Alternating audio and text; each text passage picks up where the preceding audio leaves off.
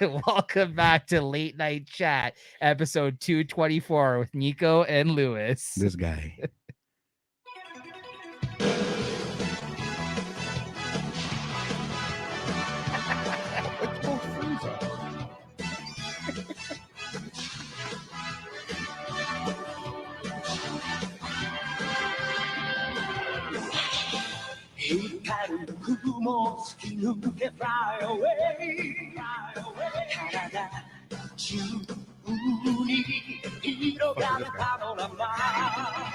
Is it English? All right, for the bunch of you there, like, what the fuck did I just tune into? They stopped watching. Yeah. They stopped watching. To some of our usual late night chat viewers here, yes, that's right. Me and Lewis have taken over this episode to talk all things Dragon Ball here today. Hence the shirts. Hence the background and the Japanese intro right there. This here, right here, says dick. But yeah, welcome everybody to episode 224. We're really getting up there in the numbers here, man. Yeah, of late night chat. And yeah, I'm happy to be here today with Lewis, who's actually on site right now in the studio with me. He's actually happy. We met up today for something else. We figured we'd throw this into the mix. Oh yeah, that's right. These in-person episodes are always more fun, I find. They right? are. Like, well, everything is quicker, right? The banter is a little more. You're a big advocate of that. I love always, it. Right? Yeah. Actually, here, let me move over here because I think if I'm going to be talking to that side of the screen, that looks more natural. Yeah. Because now I'm looking over at you. Looking away. Like, hey, how's it going? Oh yeah, no, wait, I have to do this. Yeah. No, you don't have to do that. No, I'm putting it back. Okay, now you've thrown me off. Oh, yeah, that was just like, all right. So no, yeah, these are always a lot of fun. But guys, the reason that we're doing the episode today, focusing on Dragon Ball, is actually because these are one of our pre-recorded episodes that we do throughout the summer with our summer schedule. Exactly. Me and JT and the rest of the hosts, Lewis, everybody, we kind of we afford ourselves some time away from doing this on the kind of the monthly basis by doing it this way. So basically throughout the summer schedule, as we previously mentioned, every other week you have a pre-recorded episode with, some of the hosts kind of getting together, talking about like specific subjects, certain things, kind of doing deep dives on certain topics of conversation. You get to see a show with me and Lewis. It's been a long time since we've done a show together. I think the last time we did one, just you and me, was when I was stepping in, I think, for JT randomly, like probably like this past year, maybe. That's the one that you logged out, right? You're like, and then you just cut yourself, right? Was that it? I don't know. I do remember doing that one time, but the Irish goodbye. I mean, normally we have that horrible JT guy on with me and you if we ever do an episode, right? Almost is like, okay, are we done now? Like, I'm tired. Like, can I log off? But no, but seriously, it has been a while. I think the last time we did a show, just you and me, was basically for me taking over for JT. I think at one point, like he couldn't come. I think he couldn't do some episodes one time. Yeah, he had a leg thing, right? Yeah, that's it. He had a growth. Yeah. Some sort of weird growth. I mean, unexplainable. I think that's his head, bro. Wait, he's like an 85-year-old. Why is his head still growing? I don't know. We'll get into it in a moment here. That may be one of the synopsises for one of these Dragon Ball films here. Oh my god. Oh god. But yeah, in all seriousness, this is Lewis's pre-recorded episode idea. Mine, guys. We basically know that we both like Dragon Ball, and so we figured let's get together. And we're actually here today, and Lewis will explain it to you in a moment here to discuss some things about Dragon Ball specifically. So if you guys are used to your regular late night chat with the live chat and kind of JT and one of the other hosts, tune in next week because every other week we have a pre-record like this, and it's going to be like different hosts, different subjects. So definitely check them out. If this is something that you're not that interested in, like Lewis said, watch it. Yeah, watch it. Still watch it. It's still a good conversation. I guarantee you, if you've ever been looking to get into Dragon Ball, this might be an interesting conversation for you. If you are a fan of Dragon Ball, then this is going to be a great conversation. I guarantee it, because already me and this guy, we had to like jump in here because I'm like, you know what, we might as well just start recording because we're already getting into it out there in the living room. We're gonna kill each other, man. Like, what's going on? We're gonna have a nice debate, I think, here today. Yeah. Because we're ranking some films. We'll get Lewis will break it down here for you in a moment here. So, but yeah, next week, make sure to tune in, guys. Will be episode 225. It'll be a live late night chat, actually with Lewis. I think you're gonna actually be on the next episode. I've got to do fucking double duty. What the fuck, man?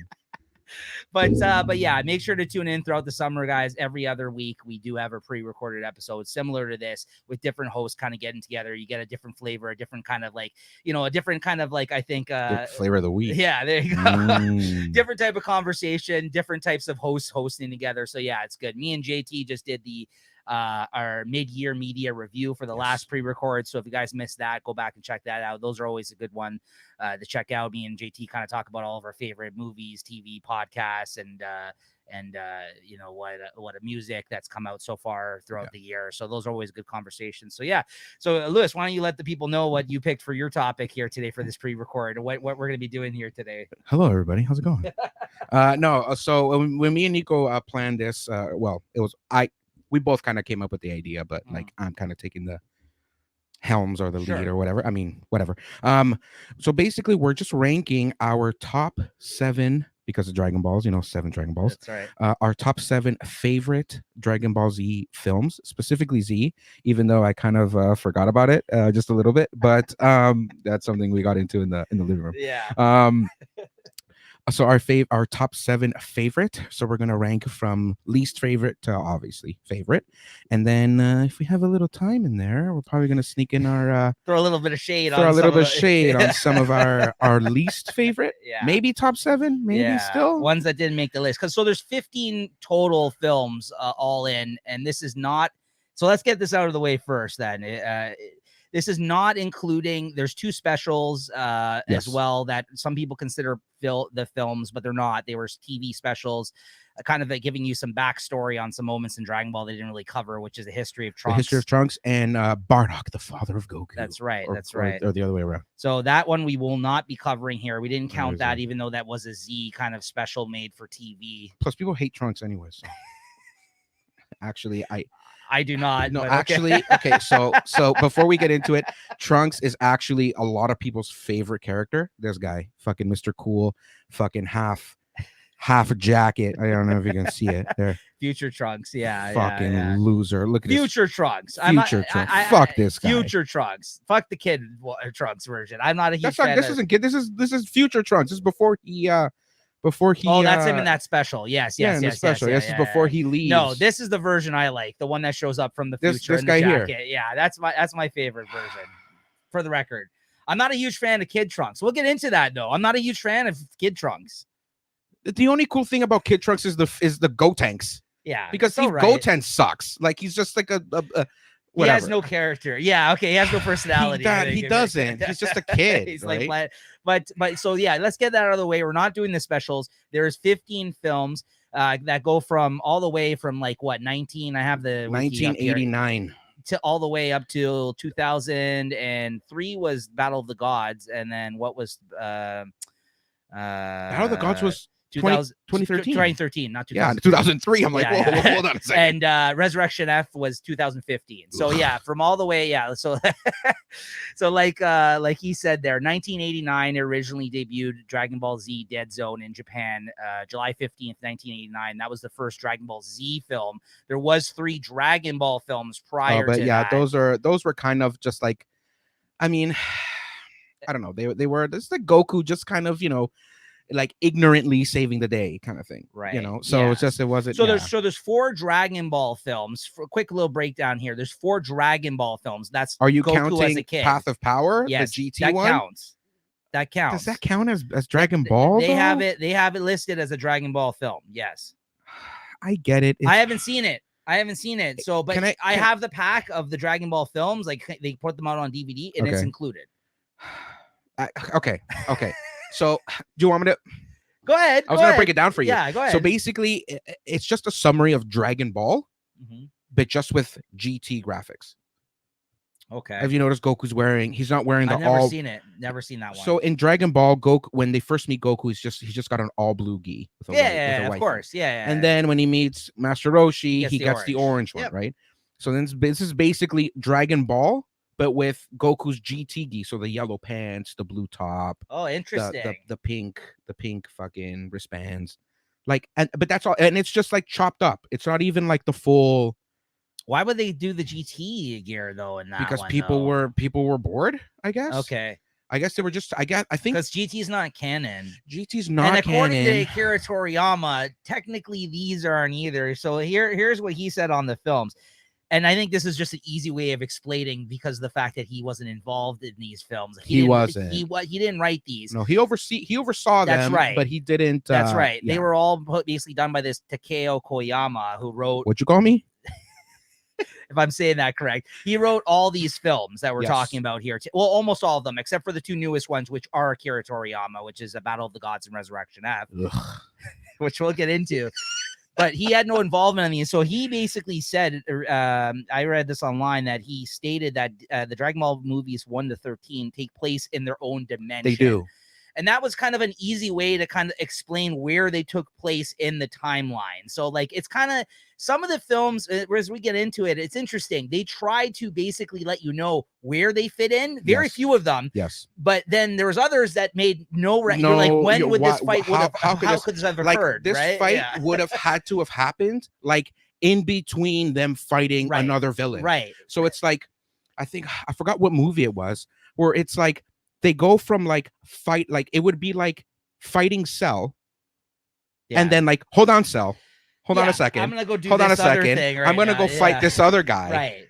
And it's like, and then come back and I'll defeat you. Right. So I think that's why, that was his way of trying to somehow make it all work by saying this happens in their own timeline of sorts. But a lot of anime films are like that, though. That's true. Like, I don't know if you've seen, I'm kind of sidetracking it, but I don't know if you've seen any like One Piece movie. Oh, please. This is all going to be a lot of sidetracking. Go ahead. It's all. Guys, if you're not into it this way, just jump ship because they were going to geek out over Don't you fucking dare. Keep fucking watching. But yeah, go ahead. Like One Piece films. Like I haven't seen all of them because there's like so many, because One Piece still is one of those animes that came out in 90. Sure. Came out in 90. I think it was came out in 90. Yeah, I'm not up on One Piece. So yeah. And it's just so many films that have come out in between, and they're just so like, when would this have happened? When there's like sailing the seas, like you know, right. But yeah, like so Dragon Ball Z movies are kind of like that. I know that the latest ones that have come out like are kind of slotted a little better. Yes, because there is a bit of a time gap, to the point where like Battle of the Gods basically was just episodes of Dragon Ball Super once they kind of ended up doing that, which I know a lot of people were disappointed in. But I mean, like, that's kind of what they're doing a lot nowadays. Apparently, I haven't seen it, and I'm not like, it's again, but super popular right now. Demon Slayer did the same thing. I haven't seen Demon Slayer. The first film, though, from what I've been told, basically becomes the show. Like it basically, they did the same. I think they did the same type of thing that Dragon Ball Battle of the Gods did, where the first film I think was leads into the show, or it's the start of the show. It's the start of the show. Yeah. And then if you read the manga, apparently the manga is like beat for beat, like what it's supposed to be, like the show. Yes. Now, what's interesting recently, if anybody's been keeping up with the Dragon Ball Super stuff, is the manga is actually going into other avenues of interesting things that they haven't even actually. They haven't animated any of it. That's yet. right. Yeah. Now, if that does happen, that'll be interesting. But I mean, it's kind of cool for once. I feel like the people that are the rabid fans have other new material to kind of dip their toe into. I know, but then you got the fan made, the hero. What is it? The other one? That one that's that all fan fiction type shit. That's a different one. That's been going on for years. That's like everybody loves. I have a couple buddies obviously who love the Dragon Ball Z universe and all that stuff. And this fan made manga is something that just taps into that whole multiverse type thing, right?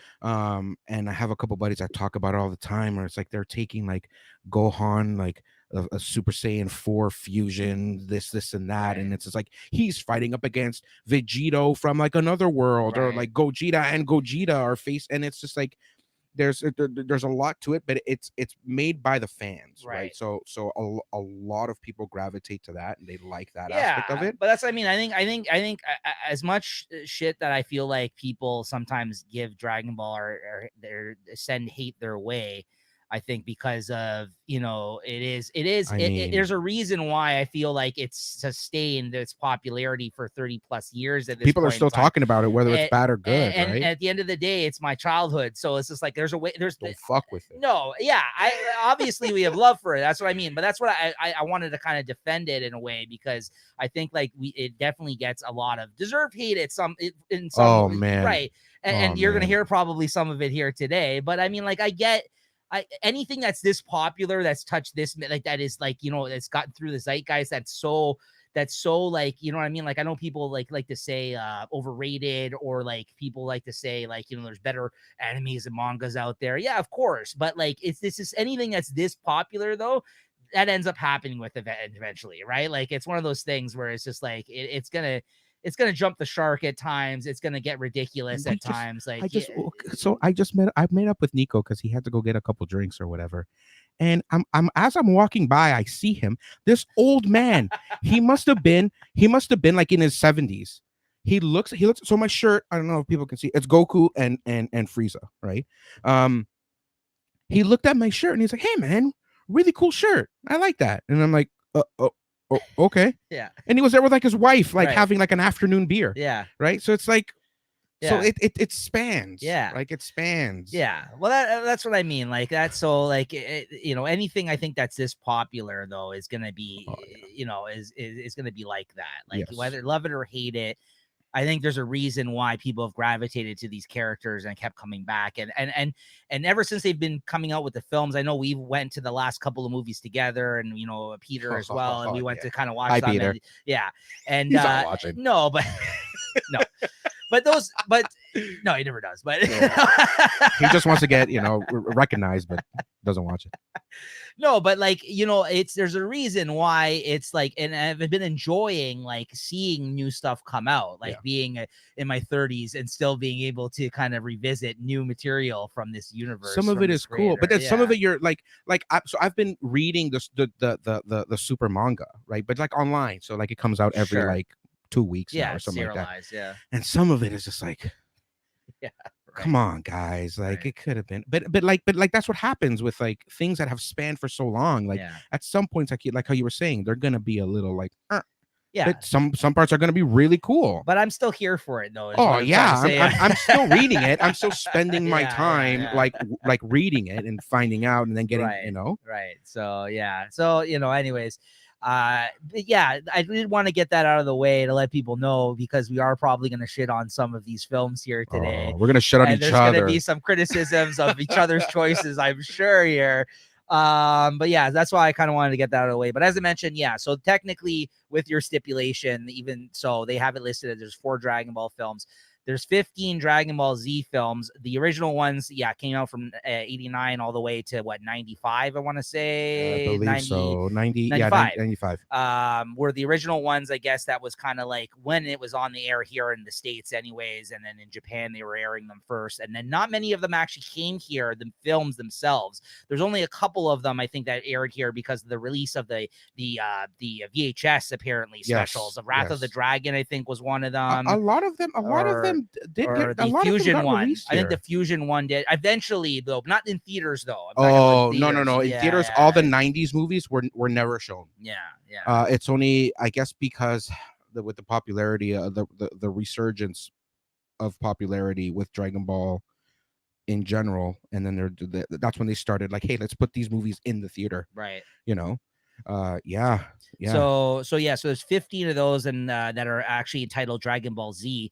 And let's get this out of the way. There's 2 now that have been called Dragon Ball Super films. Okay, they have Super in the title. You stipulated this, and you forgot about it, guys. I fucked it up simply because like it was. So there's 2 films that are Dragon Ball Super, which are Dragon Ball Super Broly and Dragon Ball Superhero. Okay, and it's called Dragon Ball Super Superhero, guys. So don't. Yeah. He didn't stutter. Yeah.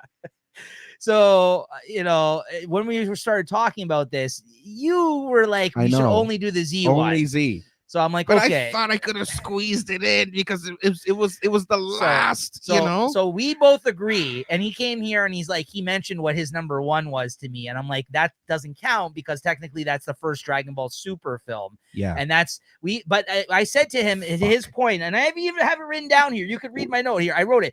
Let's get this out of the way. The best film out of all of and I'm glad we agree on this. We do. Is Dragon Ball Super Broly. Yep. It is the best Dragon Ball film, hands down, and out of any of them, any of the fucking iterations, Dragon Ball Z, Dragon Ball Super. It's the best film, hands down, I think, that they've ever done, which came out a few years ago. If you guys haven't seen that, definitely check it out. 2018. Yeah, definitely check that one out. You have to. Yeah. Even if you don't understand what the fuck is happening, right. It shows enough where it's like you kind of get it, but it's just to me, that's like the pinnacle of Dragon Ball Z movies. I agree, and not only that, Dragon Ball movies. It is the best representation of how good this cartoon, this anime can be. Really, yes. like I think. I mean, like it's got the longest running time out of any of the films. It's got the best fight sequences. The animation is great in it. Even the story. I was just gonna say that. Yeah, the story is excellent. It actually makes you care for a character who is basically just a rage monster in the other films, which we're going to be talking about here today. Because this is the trilogy of Broly movies that came out, and these are all on Blu-ray, by the way, guys. I own all of them, so I might be showing off some of them here as we're talking. They're all they're all on Blu-ray individually, these films, or I think you can get them in a collection now. That's how I bought them, and I admittingly I only have seen a handful of these. These are actually my first time watching a lot of these in preparation for this show, except for like obviously the ones that just came in theaters the last few years. Ones are just, But since like Battle of the Gods, I've seen all of them in theaters. But out of all these, I gotta say I probably only watched like the first 4, like Dead Zone, The World's Strongest, Tree of Might, and Lord Slug. I think were the only ones I've seen prior to talking about them today. Yeah, even despite owning these for a while. So it was a nice opportunity for me to revisit these. Now, I know you've seen a lot of these many times. I've seen them, right? Yeah. Like, so some of them are just like, I just have to read like the first sentence, like, oh yeah, I remember that. Like, this happens. And then I don't remember like the dialogue, and like Goku, runs up to Gohan and it's like, hey Gohan, how you doing? Yeah. I don't remember that in per se, but like, and I know you revisited some of them for in preparation of this talk too, but like, at the same time though, I think you might be looking at some of these. I'm going to jump ahead here and say like maybe with rose-colored glasses also, because it's also about your first experience with these films sometimes too, right? Well, first impression leaves a lot, right? I agree. Like seeing it for the first time and just seeing just like the fluidity of it all. It's just like, wow, like you go to appreciate the older than the more modern. You know what I mean? But yeah, man. So I don't know if there's anything else you wanted to kind of mention at the top of this here, or anything else that you want. So so I mentioned the TV specials. We're not talking about those. We're not talking about those. Best movie, hands down, Dragon Ball Super Broly for sure. Do you want to talk about that stupid what was that one it came out in, I think it came out 2014. What's that? It was like that that special where it's just like Goku and friends like meet up again, and that's when they introduced Tarble, Vegeta's brother. You've never heard of this one? I've never even heard. Are you kidding? Vegeta has a brother. Vegeta has a brother named Tarble. I've never seen. He literally looks like a 12-year-old. Like he looks like Teen Gohan, just like super skinny. How do I not know about this? Tarble. Where was this? Was a TV special? This was a TV special. I've never seen this one. Yeah, TV special. Yeah. I think I seen it listed when I looked up the wiki and stuff. But I think let's never mention Dragon Ball Evolution live action. What are you talking about? Did you go to the theaters? No, I did not. Can I tell you that I went to the theater? Yeah. You're the bigger fan then, clearly. Oh man, Ed. Were you like immediately like, what the fuck is this? I mean, it was the moment they started calling Goku Geeko. I just I couldn't I just couldn't deal with it. Yeah, Tarble. This guy. Can I move? No, hold on. I can look it up. Yeah. How do you spell it? Tarble. Tarble. I've never heard of this. Yeah, Vegeta's brother.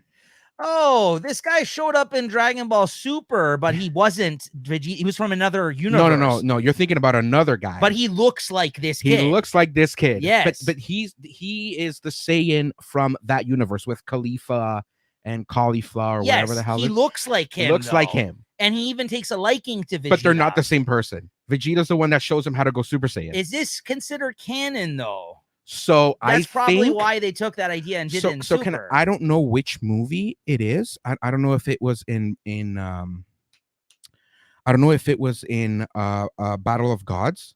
I think it was Battle of Gods. So if Battle of Gods is canon, then Tarble is canon. I mean, Battle of the Gods is canon. So then Tarble is canon because okay, yeah, no, don't worry. We'll get into that.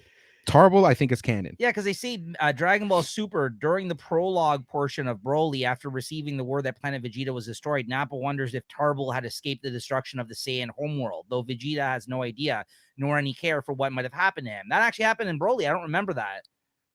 Was it Broly? Yeah, it was at the start when they were kind of going over some of the events. I think that happened. That's literally what it says here. Oh, then okay, then they must have added him in also there. That Because I remember, but he looks exactly like that kid. That's from the other dimension. In, you think he's universe, and he has been in the video games. How has this gone over my head? See, this is the whole thing a lot of people are into too, though. Dragon Ball Heroes. So Dragon Ball Heroes is a fan made. That's the fan one. Yes, that's just a promotion for the card game, though. Right. So it's just like Zeno Goku. Like, who the fuck is Zeno Goku? No, I know, but we've opened the cards. You've been on the shows where we open the cards, and they go over those people. Yes. And I'm like, who the fuck is this? Who the fuck is this green guy? See, this is what I mean. Like, there's so many avenues now of like ways you can enjoy this property. Like the fact that some things consider GT canon and some don't is ridiculous. And then there's also the purists that go by exactly what Akira Toriyama says, and like he would not consider that canon, but yet sneakily he's been inserting things he's still been in. That's what I mean. Yeah. Like he's like 95 with like a long beard, just like, do this. There's things that he's been now inserting from I mean, even the Brawly thing. I mean, he basically just retold that story in a much better fashion, and it's not again, just the best film. I do want to say that. Like, it's a shame that it's not going to be talked about here today, but you agreed not to do Super. I know, shut up, man. Okay, I'm just saying. I know. And superhero is a bit of a. Don't even talk about superhero. Please don't even talk about superhero. I can't. Okay, I haven't rewatched this since the theater. But you don't need to, though. Yeah. but you don't need to. It's skippable. Skippable. Yeah. It wouldn't have made our top 7. Let's say that. It wouldn't. All right. Let's get into it then. I think it's about it, though. I have,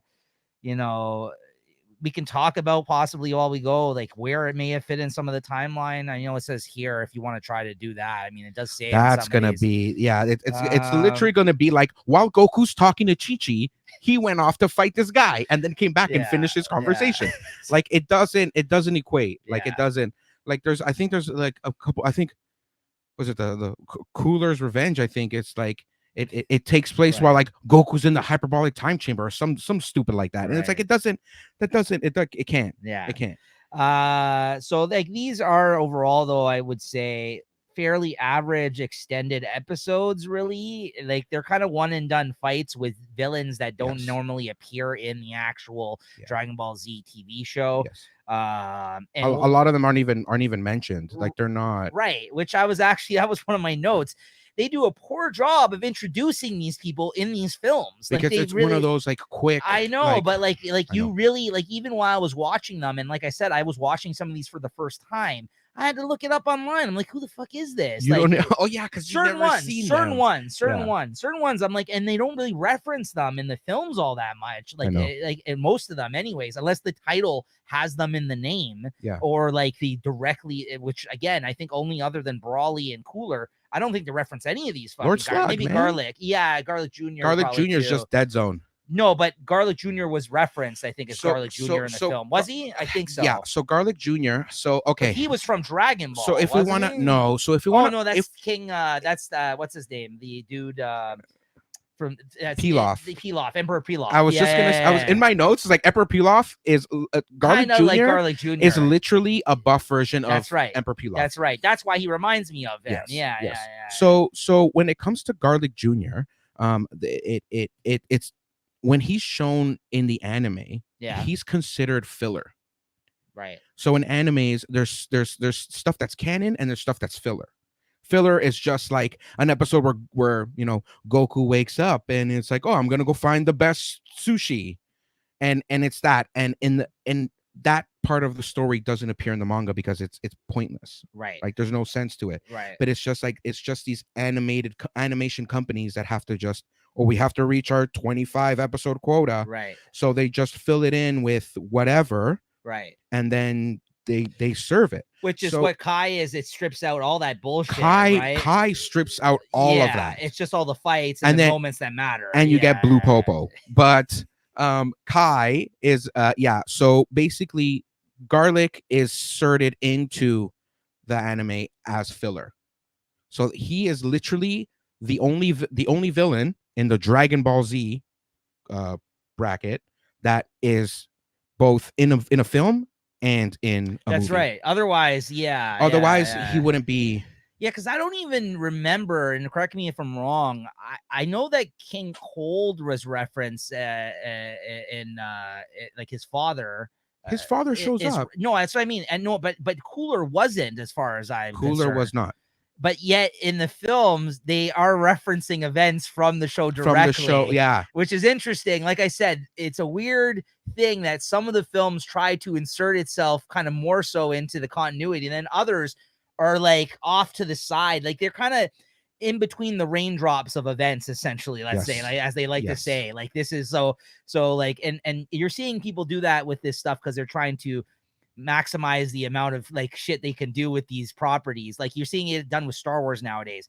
There's Star Wars comics, there's Star Wars but like Marvel now has the license, obviously, because it's owned by Disney. Star Wars is a perfect example in terms of comparison to what they're doing with Dragon Ball. That's what I mean. They're trying to maximize the IP that they have, by fucking creating all this shit where it's just like, this happened, insert it in this area. And it's like when Luke decided to go take a shit, apparently exactly. Leia went out to go do this. That's what they have to do with the comics. Yes. And like there is some nice spots and opportunity for that to actually be filled in. Yeah. But again, the thing with that's messy about Star Wars, I didn't want to make this whole Star Wars talk, but the thing about Star Wars is when Disney bought them, they kind of like said all that shit's not canon anymore. So they had to use that opportunity now to actually retell, because and it's infuriating for some fans because they're like, all this shit that they loved what they gave them. In the books. Like me being a reader of some of those books when I was younger, it gave you future events of where these characters ended up. There's tons of like Obi-Wan shit, Darth Maul shit. But that's what I mean. Now all that stuff doesn't count anymore. So it's like, but listen, at the end of the day, if you're a fan of this stuff, any of this stuff, whatever you think counts. Those stories still happen. Honestly, that's what I say to people all the time. Those stories still happen, whether or not they acknowledge them or they don't, like the Christmas special that Star Wars did. Didn't they re-release that? Or Dragon Ball GT, which some people love. Some people love Dragon Ball. Who loves GT though? I've never seen it. I own it. I know that. Maybe that's our next pre-record. It's only 64 episodes. I know, it's 2 seasons. My head. I just got a headache. I own it. The only good thing about GT is Super Saiyan 4. Yeah, I know. Okay, sorry. I'm a Toriyama purist. He designed Super Saiyan 4. I know. Right? So, I mean... He limited involvement in that, but I know. Yeah. But yes, that's still on my bucket list of things. I've watched everything else except for that. That's the one you thing. You saw the four Dragon Ball and movies? those. I haven't seen those. You don't need to. I own them. I own everything, but I've seen the original series. I've seen Z. I've seen all the Super now. So, yeah, but I'm up to date on everything else. But anyways, you want to start this list? Let's start this list. But first, a word from our sponsor. No, actually, that's not happening. You're like, are you gonna fucking surprise me? No, I need to get a beer. You want to? Oh, Jesus Christ! I'm over here thinking like, wait, what's this is a pre-record, so I'm gonna cut it here, and then we'll be like, and we're back. No, you gotta leave it in. You gotta leave it in as I'm walking out, and then like turn around. You're like, what sponsor? At first, a word from our sponsor. Where's in the fridge? Yeah. There's like nothing else in my fridge. It sounds like our lists are going to be wildly different from the sounds of things. So when you edit this, you got to make sure that I'm just like, it's like ding ding. Okay. What? Like you get up to walk away and then walk you're back? Out, I turn around and have the beer already. Okay. I like that. All right. And we're back. No way, but that's all going to be. After you're holding the beer, you're gonna literally tell people that's how you wanted to edit it. We're keeping it all in. Maybe I'll just go back and forth and be like, let's keep it all there. You're like, hey, we're back. You're like with the beer, picking your nose. Yeah. Okay. Anyways, guys, let's get to the list. You want to start us off? You want to start us off? So we're gonna go from number 7. So my least favorite number 7 film is. Remember, you got to give an overview of it, synopsis. The Tree of Might. Tree of Might. Also known in the Japanese or in Japanese as Dragon Ball Z, the decisive battle for the whole earth. came out in 1990. So it's basically Gohan, Krillin, Bulma, and Oolong, they notice that there's like a fire erupts as they were camping. There's a few movies where it's like they're just kind of hanging out, and then shit just happens. They're camping, and then this forest fire happens, and they feel sympathy for all these like little animals or whatever. So they gather the Dragon Balls to like put this fire out, and then they realize that the fire was actually caused by this alien spaceship that so basically it's caused by this alien spaceship that they're trying to investigate the Earth because they were sent there to defeat Goku.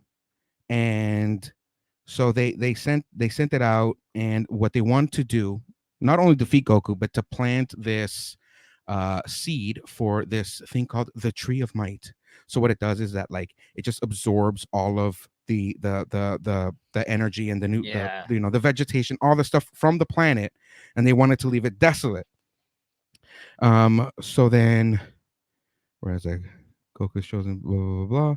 Sorry, I usually so because Broly was my number one, I had to bump up another one. Yeah, you should explain. I had to bump one that was kind of like off of my list up to my list. So I'm just kind of like reading the wiki. So basically, long story short, Turles shows up, and Turles is from the original the original showing of the film. They made it seem like he was like a relative to Goku. Yeah. But then it turns out that in reality, he's just a guy that looks like Goku. Right. So obviously, this is all before like Bardock, who is like identical to Goku. Yeah. This is all before like any of that crap. Yeah, before you kind of met any of the other Saiyans, other than Raditz, which I'm very surprised that they've never revisited. There's so many like Saiyans all over the place that like they don't touch on. I'm just surprised that he's never been resurrected. He's never been referenced. Like it's like very strange to me that Raditz is not. I don't know. I'm like, I feel like I'm the only one nowadays beating that drum where I'm just like, bring Raditz. What happened to Raditz? Yeah, just bring it back. Well, in one of the movies, he makes a cameo. What film? We'll talk about it later. Okay. So basically, yeah, this guy, he looks like Goku.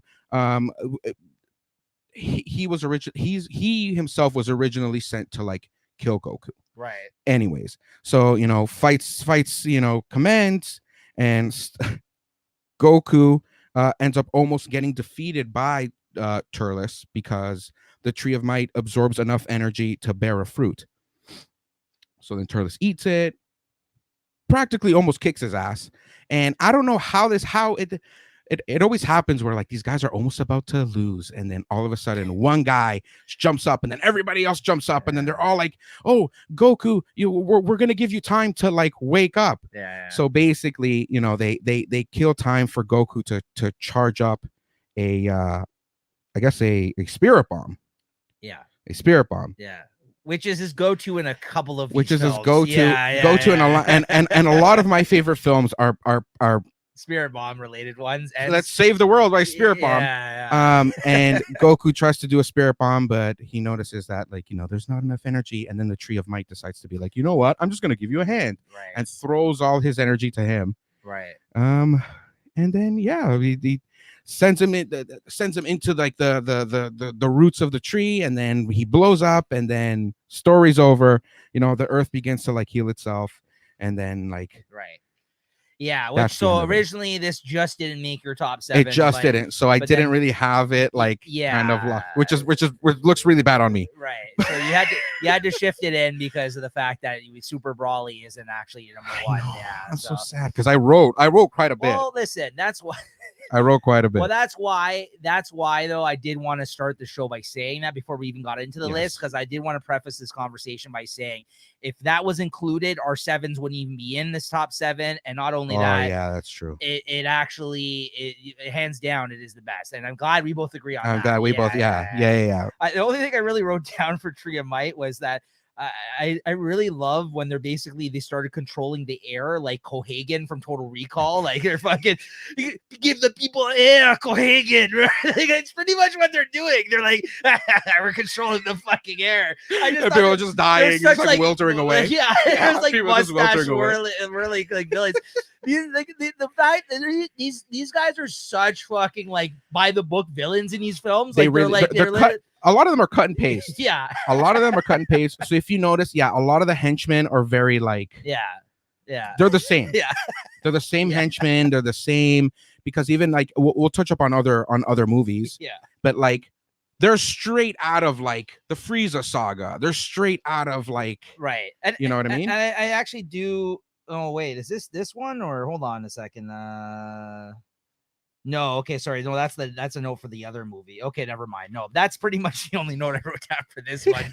Just because I found it so amusing that was like kind of what they were doing when they kind of took over, right? Like I do like, and not only in this film, I do like how they kind of reference like nature and the preservation of like it was one of those like wildlife movies, except with Dragon Ball Z characters. But it's not just this one. There's a lot of the shit happens like with the forests in other films, and like the like, you know, and even if they're not great films, some of the ones where they're referencing this shit. Oh, I forgot to mention this movie is the one that that you first meet Icarus the Dragon. That's right. This is the first movie that they mentioned Icarus the Dragon. Right. He calms Gohan down because he becomes like the great ape. Yeah. And Goku wasn't able to like calm him down, so he yeah, and he's a big part of the film that came after this, Lord Slug, as well, actually, because he's actually, I mean, he's a big part of that film. So this is the third film that they came out with, by the way, guys, that came out of the Dragon Ball Z films.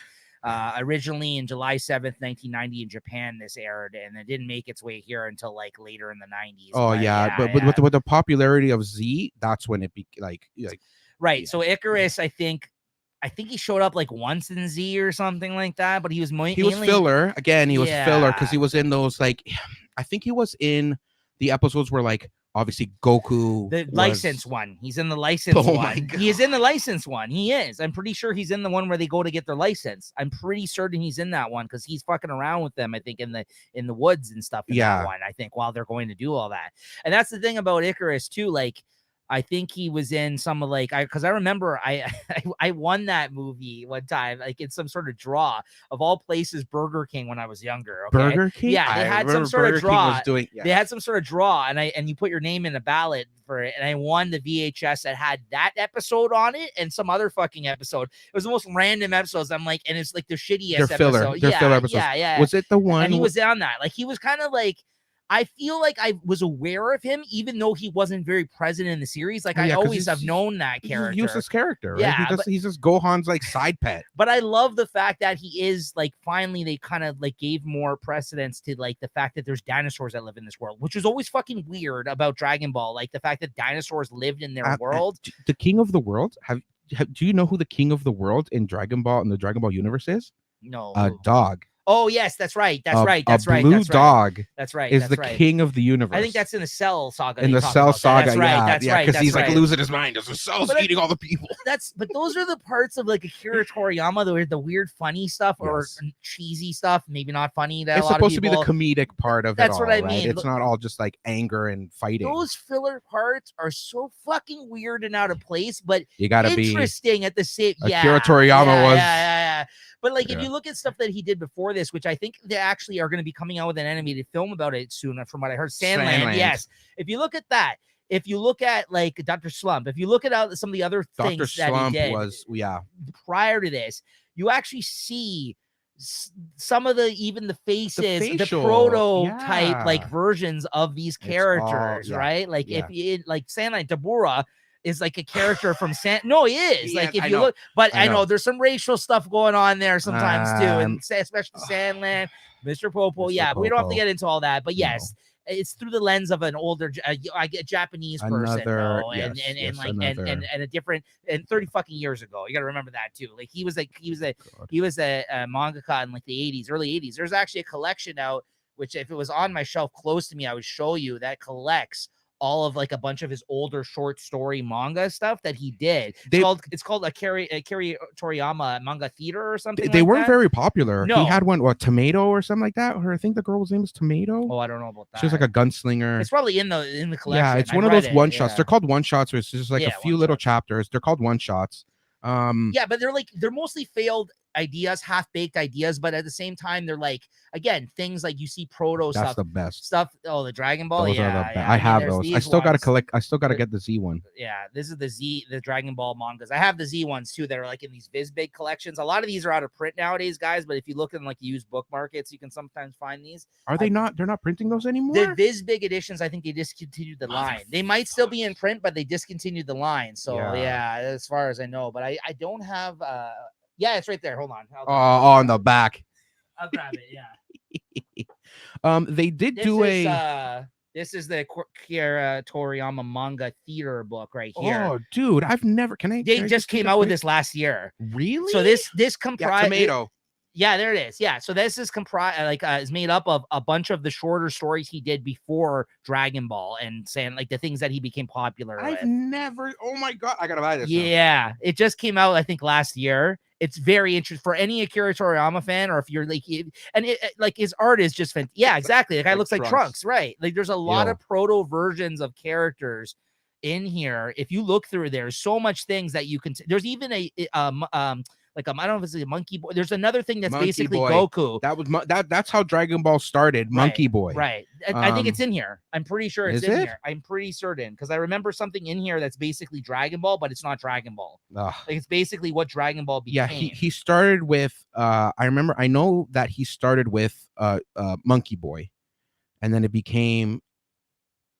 With time, it ended up becoming. But look, if you look at his stuff in here, like there's dinosaurs, there's all kinds of flying, different. Like, I love his design work. Like even when he went off to do like Dragon Quest and stuff, I love his. Love his cartoon. I wish he did more manga like stuff because I love He's old now. I know, but his design and it's so great. Like that's what I mean. That's the best part of Dragon Ball is like even like all the capsule stuff. I love all that shit. Like that's what I mean. As much as like the stories could be better at times, and I agree, and I think that's what people's biggest contentions on Dragon Ball are is that it's not very sophisticated storytelling a lot of the time. It's not. It's very, but it's also Shonen Jump, right? Like Shonen in itself, that like that genre of mangas.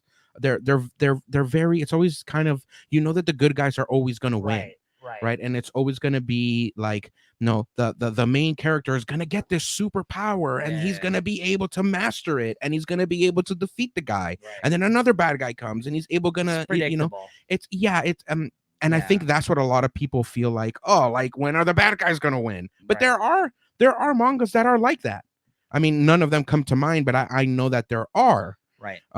Yeah. So I mean, like, yeah. So that's what I mean. All that stuff is warranted on people's opinions of people that don't like this or other type of animes that But again, there's a reason why they have staying power, as I mentioned earlier. But yeah, I think that's the best part is that the aesthetic, the design, the cartooning. If you look at his manga stuff, guys, like Akira Toriyama, like he did a lot of great just comic work. And like we said, if you're interested and you can track these down, there's 5 editions of these Vizbig editions, which are like 3 volumes in one type thing. Man, those are great. And there's there's a lot more than 3. Sorry, there's is there only 3? I think these are usually 3 or 4 volumes.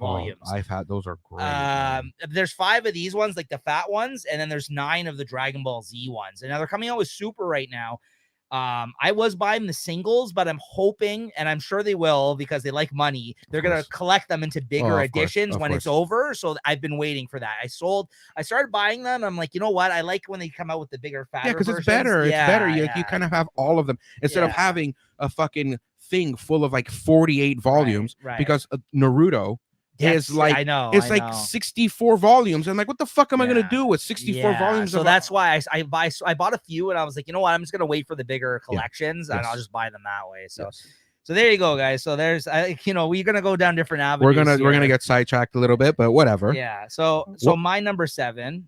Okay, here we go. Which is going to be a big point of contention because, like I said, there was a little bit of talk prior to recording this, and we're not on the same page exactly. I'm just going to close my eyes.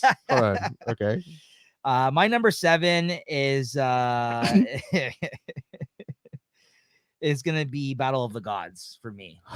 So I just crept into my number 7 because here's the thing with Battle of the Gods, guys. Like, if you really look at it, and again, this is the 2013 film, it's not like the most and like it's interesting story of a film. Like okay, hold on. Okay. I'm gonna let you finish. I was just gonna say, despite the story not being all that eventful, the reason why I think it's important and that it made my top 7 here is, one, the production of it itself, the animation style. If you don't mind the animation style, which that's I don't, big thing for me, right? Which I don't. If you don't like the animation style, then yeah, I understand not liking it.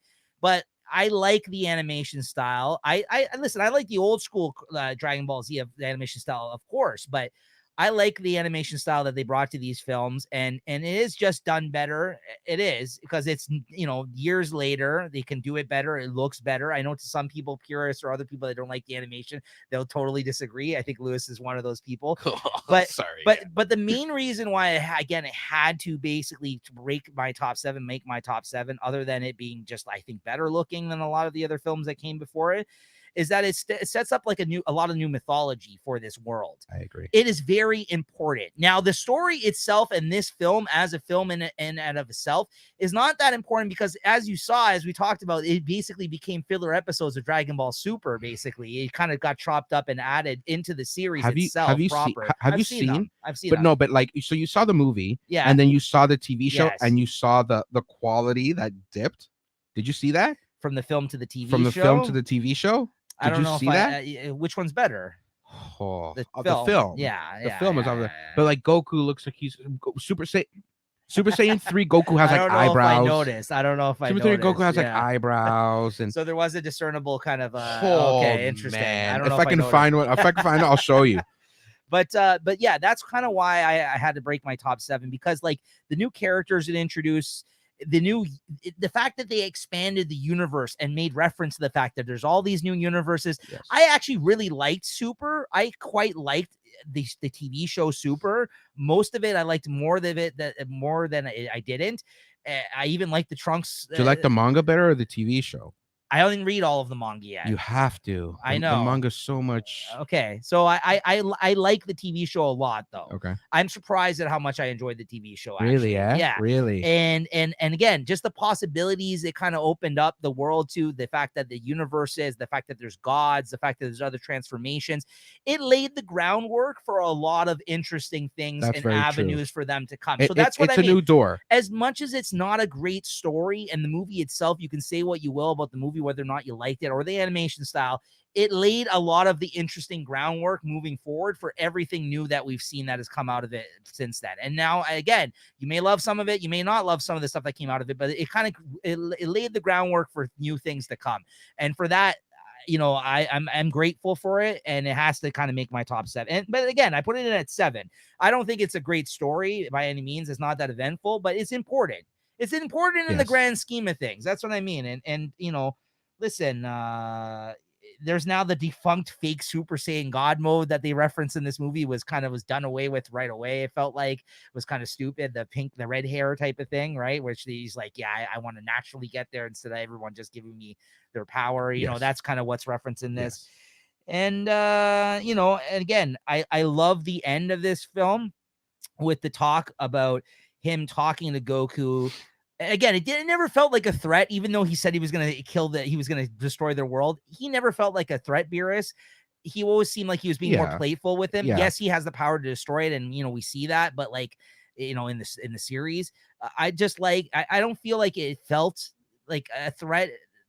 But I do like the talk that he had with him at the end, even though he said, I have to destroy your world, and he just destroyed like a piece of it or whatever. But I like that little, that's my favorite part of the film, is that when he discusses that with him, he's like, would you be surprised? It's like, Wiz is the one who trains me. So, which again, that was, my mind kind of was blown at that point of the film, because I'm like, so you're telling me that guy's stronger than fucking Beerus, or that there's possibilities that, because he's like, you're the second strongest person I fought, he said to him. Yes. And then even then, to know that there's stronger people out there that we've never encountered. Yeah. That's what I mean. I agree. It's important. Like, I know as stupid as that, like, anybody could have just said that at any point, there's stronger people, but they never made reference to any of this stuff.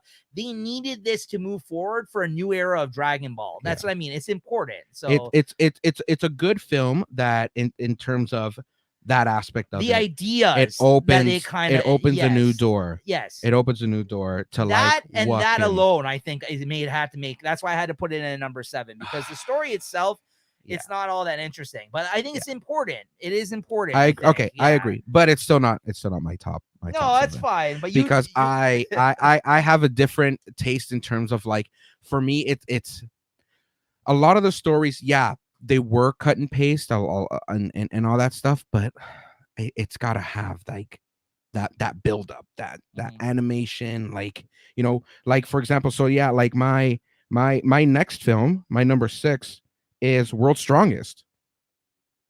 I know a lot of people are just like, what the fuck? Like, it's just basically Goku fighting a giant fucking robot. I like the sci-fi aspect of the I like the sci-fi aspect, but I also like how, like, I just love that old school animation, the fluidity of it all.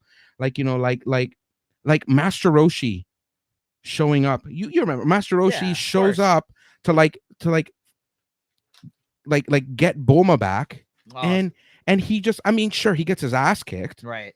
Here, hold on a second, though. I failed to fucking even do the setup I set out to do. Hold on. Battle of the Gods, very quickly. Sorry to go ahead. No, don't worry about it. A synopsis, if you've never seen it, it was Beerus, the god of destruction, is awoken from a lengthy slumber by his attendant Whis. While reviewing the current state of the universe, he is surprised to learn that Frieza was defeated by a Saiyan named Goku. Oh, that's right. He recalls, and that's the other interesting aspect of this, is that they mention the fact that he's actually the one that set Frieza out to kill Planet Vegeta, to destroy Planet Vegeta in the first place, which they kind of bring up again in Resurrection of F. Yeah, which is kind of interesting. But because of the dream. Yeah, so he recalls that the 39 years prior, the Oracle Fish foretold that a mighty opponent would appear before Beerus, called the Super Saiyan God. Intrigued by the potential challenge, Beerus then tracks Goku to King Kai's planet. Goku excitedly challenges Beerus to a fight, and despite powering up to Super Saiyan 3, is effortlessly defeated. Disappointed, Beerus departs in order to seek out the other Saiyans. Then they kind of go to this whole setup of it being Bulma's birthday, and again, whatever, it's like a kind of like throwaway, kind of like one of those filler episodes ideas. It's like what they're doing. It's camping, right? But it's a good, yeah, exactly. We've seen it done before. Again, it's a good event to have all the characters there and to kind of check in with everybody, even though, because not everyone's going to be able to get. You know who's not there, right? Who? Launch. She's not. That's actually a theory online. They're like, what the fuck happened to this character? Like, she's forgotten. I mean, she was supposed to have a thing with Tien, but she's just like gone. Yeah. So I don't know. There's theories about that, but anyways, then there's a whole thing with Beerus getting pissed off about pudding with Boo. He ate all the pudding, and that's right. And he threatens to blow up the planet because he gets upset because he couldn't get his food when he shows up at this fucking party. Yep. Then basically the rest of the movie is him and Goku just sparring. They end up sparring. He tries to push him to his limit. They get the dragon Shenron. They bring him there. Because again, getting the Dragon Balls is the easiest thing in the world. They were giving it away as a prize. Honestly, they were giving it away as a prize at Bulma's party. The Dragon Balls. They get a bingo prize. They get a wish. So he gets Shenron there. Shenron, it basically says yes, there is a thing as a Super Saiyan God, and he tells them how to do it. And they kind of all combine their power, including what's her name's baby at the time. That's when they mentioned Tarble. They do mention. That's when they mentioned Tarble because I forgot. I think Bulma asked Vegeta, like, "What about your brother?" And Vegeta's like, "I don't know where he is." And so they had to use Pan. Yes, yeah, which is in her belly. She was pregnant. Yeah. She was pregnant with Pan, and that basically makes Goku get this red hair, which has never really been done past this. I feel like it was a little bit in the series. Broly. In the movie, no, it was blue. No, they fight Broly. Does he red before blue in that film? Yeah. Oh yeah, that's right. Yeah, Because now Vegeta that's shows up. basically Super Saiyan 4 now. It's That's taken basically it's taken It's basically like a step sorry, up. so I misspoke. You're right. But Yeah. but I just feel like it's so not important now compared to the Blue God Because hair. Blue has been so just like force fed. Right. Super Saiyan Blue, Super Saiyan Blue. And it's just like, okay, like Super Saiyan Red, like You're right. God doesn't really do anything. Right. So yeah, so that's basically the film though in a nutshell. But yes, go ahead. Tree of Might. The Tree of, did I say Tree of Might? No. Oh, World's Strongest. World's Strongest. My bad. It's your number 6. Released in 1990. Yeah. Oh, that animation is so good, man. Second film. Yeah, it's the second film. Yeah. So basically it's Oolong and Gohan are looking for the Dragon Balls in like the Arctic for some strange odd reason, and Piccolo's there like training or whatever. And then they in their Dragon Radar they pick up that someone else has like all the balls, and they're like, what the hell? They get attacked by these biomen that basically are from this scientist called Dr. Cochin. Yeah. Dr. Cochin sends out these like biomen and they attack Gohan and Oolong, but then Piccolo shows up because obviously he's in the area, and they like kick his ass, and obviously. he falls into like the canyon, and there's like nobody knows what the fuck happens. Where am I? Saved by Piccolo. Oh, so but then Gohan and Oolong escape. The biomen then travel to Master Roshi's island, the Kame house. Yeah. And they try to force Roshi to come back with them, but he flat out refuses. So they end up kidnapping Bulma. So then Master Roshi takes it upon himself to like, okay, fuck it, like I'm gonna go like rescue her. He goes, he gets his ass kicked, and then somehow Goku ends up finding out that like, you know, that they're all kidnapped or whatever. So he goes to rescue them. On his way there, Bulma convinces Dr. Cochin that Goku is actually the strongest, the strongest person that he should be looking for, because they thought it was Roshi. Right. So then Goku gets there. Where am I? Sorry. That's all right. Goku gets there and learns that Dr. Cochin is actually like just like a scientist that works with this other guy called Dr. Wheelo. Yeah. Now, Dr. Wheelo, basically, he put his brain, his like master brain in this giant like robot to one day have it housed in the strongest body. Yeah. So basically that's what they were looking for, right? So they thought Roshi was the strongest, but it ends up being Goku. So then whatever, long story short, I'm just gonna like quickly like whatever. Yeah. Long story short, Goku has to fight Piccolo because they thought that Piccolo was like defeated and whatever, you know, these movies, right? Yeah. They thought he was defeated and he was gone, but he was actually captured and he was brainwashed. So then Dr. Wheelo is stunned when he realizes that Gohan was able to like make Piccolo like lose like that whole brainwash thing. Mm-hmm. So Dr. Wheelo tries to kidnap his body, but he breaks the robot free, knocking out Dr. Cochin. So Cochin dies, so he's the other guy. Mm-hmm. Wheelo attacks and overwhelms the fighters. Only Goku and Piccolo are left to oppose him. Goku knocks Dr. Wheelo into the atmosphere, so the robot, and begins to form a spirit bomb. While the other fighters distract Wheelo, Goku has enough and destroys the evil robot. Thus, the end of the story. Yeah. So a lot of these movies are going to be kind of like that. Goku, one and done. Yeah. But for me, it was like what I really liked is that's like the animation style, like the fluidity. It's like it demonstrates how like Roshi's still pretty badass. Like even before like Super, how they included Roshi in the Tournament of Power or whatever it was. He's in Resurrection of F too. He is right, but he's like scrawny, and then he just powers up and does a Kamehameha, and like that's it, I right? Like the jacked Roshi though. But in this one, he's not jacked. He's just like regular Roshi. Right. But it's like it's just the martial arts aspect. Early enough, and that's kind of what I think is good representation in the films as well. Is that they kind of the characters involved in the story are kind of like whichever the newest hottest characters are at that time. are like in the thrown story. in. Yeah, because like Yes. as the movies go on, and as much as I didn't love a lot of them, let's say certain ones, I do like that they made the effort in a lot of these films. And other than like the kind of like the occasional tag team, I'm gonna help out right at the end Goku moment.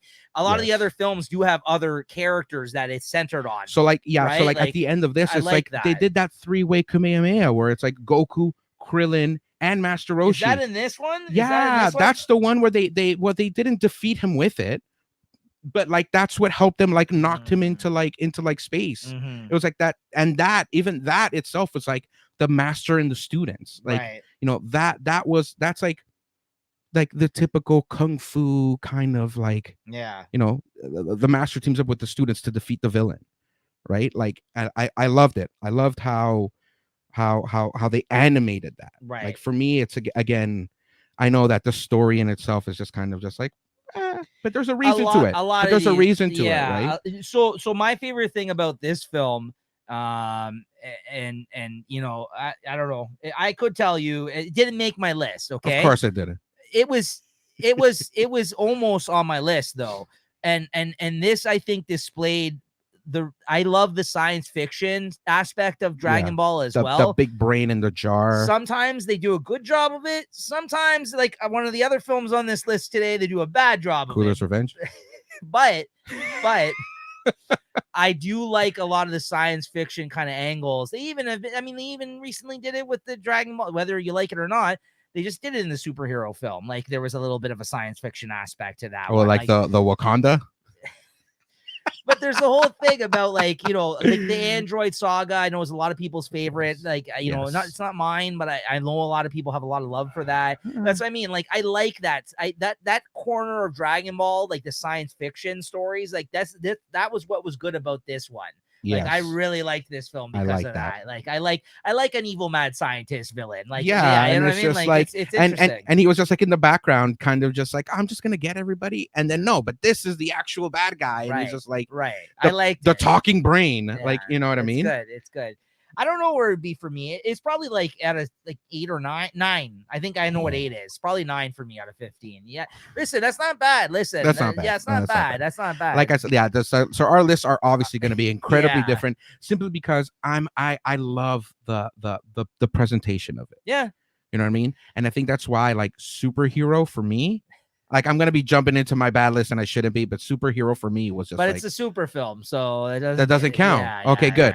Yeah, I fucking hated that the character animations. I hated it. Speaking of animation you hate, my number 6 is again one of the newer films. Oh, Nico. Yeah, Resurrection of F is you're leaving. You're like, yeah, show's over.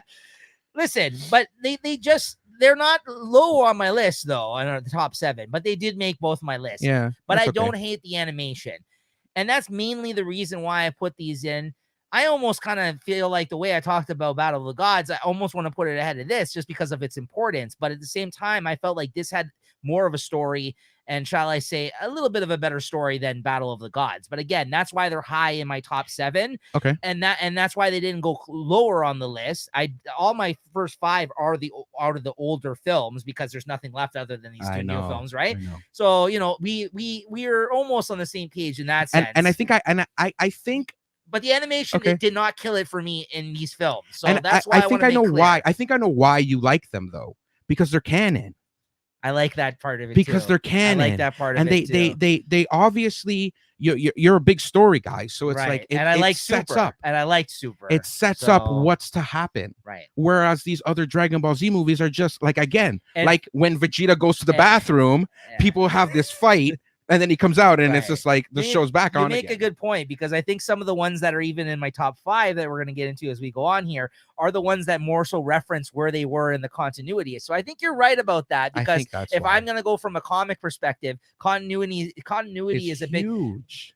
But I'm not also one of those comic nerds that it doesn't appreciate a good out of continuity story being told. As long as it's good stories being told, I could care less. Yeah. But when it kind of does like you're right, line up into place, and like it does enhance the material for me, where you can because kinda, you know like, that like later on it's gonna be like, oh, that's why Right. they had to learn and, that technique. and about these new films, they have been doing that a lot. They have have been referencing a lot of past the last events, 3 films have done that. which I love. I Yeah. love that. That's why Broly's number 1. And we're referencing things that have actually in real life have come 30 years prior to these films, Yeah. right? So the fact that we're still in our mid-30s watching these things Still and like being able to look yeah. back on that, it's that's what I mean.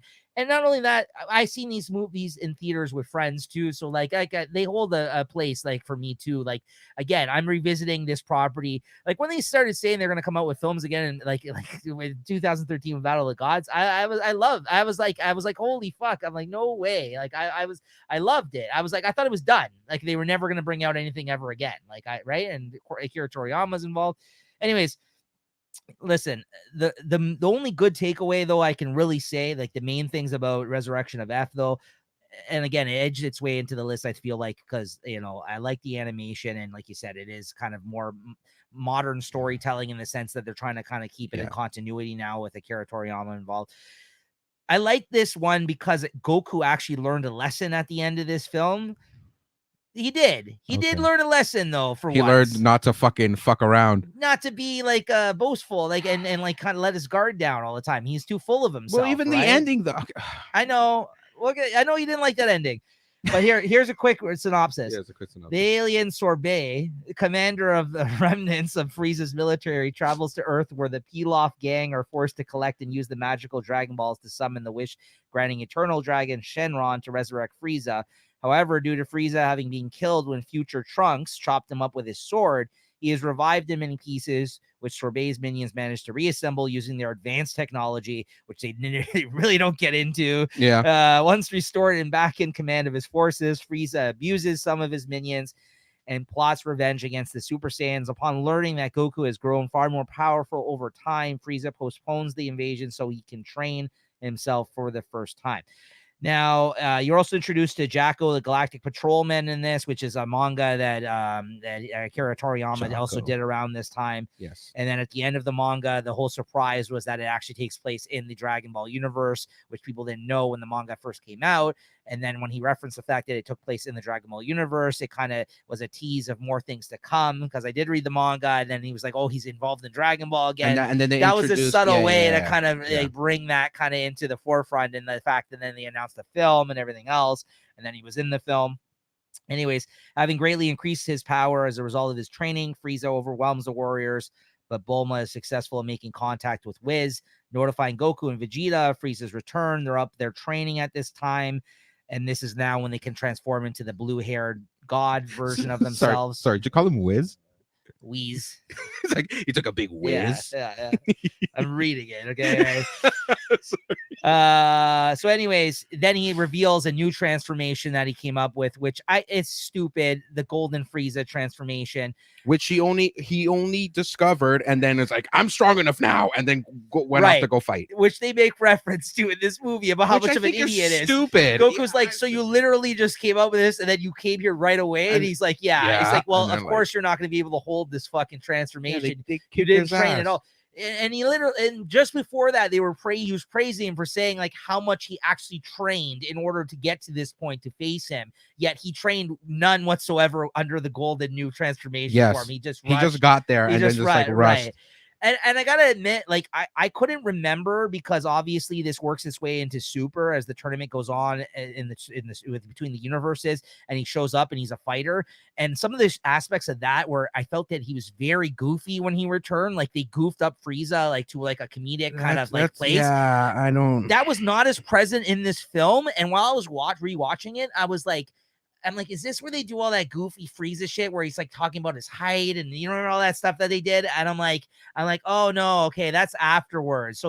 So he was kind of still seriously a prick in this film. Yeah, in Broly it was the height. But that was the whole joke behind it, because he wanted height. Bulma wanted a bigger ass. I appreciate, she wanted to look younger. Yeah. I appreciate the jokes. I'm not hating on it, but like he still is a mean prick in this film, and this is a return of Frieza.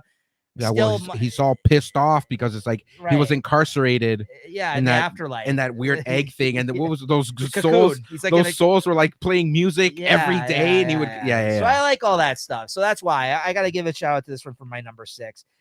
You get the god level stuff. The thing that he was referencing, Lewis, that he doesn't like is the temporal do-over bullshit that Wheeze does in the end of this. So film, yeah, in the right? end, it's like the fucking ex machina, just like Frieza's just like, well, you know what? If I can't beat you, then fuck this planet. Yeah. And he like tries to blow it up, and he blows up the planet. So the reason he blows up Earth. I know. The reason why I fucking hate that though is my man Vegeta was finally gonna get a. He was gonna kill him. He was finally gonna get. No, hold on. You missed it. You missed a spot. You missed when he blows up the planet. Yeah. And then Whis is like, no. Let me turn back time. Turns back time. Vegeta's about to kill him. And then fucking Goku Kamehamehas him from like and steals his thunder once again. Bullshit. And it's such bullshit. Whether you like Vegeta or not, he says I love Vegeta. I like Vegeta. Vegeta. And he doesn't get his due a lot at all. This would have given him redemption finally for Frieza fucking blowing up like kicking his ass, right? Like kicking his ass. So that almost makes me not want to put it in this list. That ending, I agree with you. It is kind of bullshit, the whole ending of this. But again, I like its existence more than the movie itself because of what it's set up. No, you like how it's set up to like what Super is becoming and how Frieza is fitting into Super. We wouldn't have Brawly without these films. I know it's, but listen, the story is revamped from the original. And yes, we wouldn't have this without that. But it is very true in the sense that it set up all this God shit, all these other things, these aspects of the characters where they're at now. It set that up, right? And how Whis can just like retcon everything. Yeah, I know it's bullshit. I know that's kind of bullshit. Whis is just like, no, it's kind of bullshit. It's kind of bullshit. I'll give you guys another shot. Yeah, it's kind of bullshit. I'll give you guys another shot. But anyways, that's my number 6. Go ahead. What's your number 5? My number 5, Cooler's Revenge. Released in 91, the film opens up with a backflash of Frieza destroying Planet Vegeta, and in a near spaceship, his brother Cooler looking on at the destruction. They notice a pod flying through the wreckage, and he doesn't seem to be bothered by it. Many years later, Cooler finds out that his brother was defeated by a lone Saiyan from Earth, and he's pissed that his family's honor has been put through the dirt. They head to Earth and find Goku and his friends having a little camping weekend, which is usually having the camping. They ambush the warriors, but they manage to escape. Cooler sends his henchmen to get them. Piccolo arrives to save the day, defeats 2 of the henchmen before being bested by Cooler himself. Goku jumps into the battle with Cooler, seemingly having the upper hand. Cooler reveals that he too has the power of transformation, much like his brother Frieza, which is one of the best fucking transformations. It is pretty badass. He looks so fucking badass. He does. I agree. Transforms and kicks Goku's ass. Goku then revives a bird. Do you remember that? He picks up the bird. So there's like he's getting his ass kicked. He's regular Goku, and he looks and there's a bird just like dead on the floor. Oh, so and then he transforms into Super Saiyan. He picks up the bird and he's like, "Oh, bird!" He's like Jesus. He picks up bird, oh, the beautiful little bird, and then he gives it Super Saiyan powers. Yeah, and then he becomes Super Saiyan himself. Yeah. That's right. Now the tables have turned. Cooler decides to send a giant energy blast at Goku. With the intent to actually also blow up the planet, aka Frieza. I'm getting like hard Frieza vibes. Goku manages to resist the attack, pushes it back towards Cooler with a Kamehameha, sending him into the sun.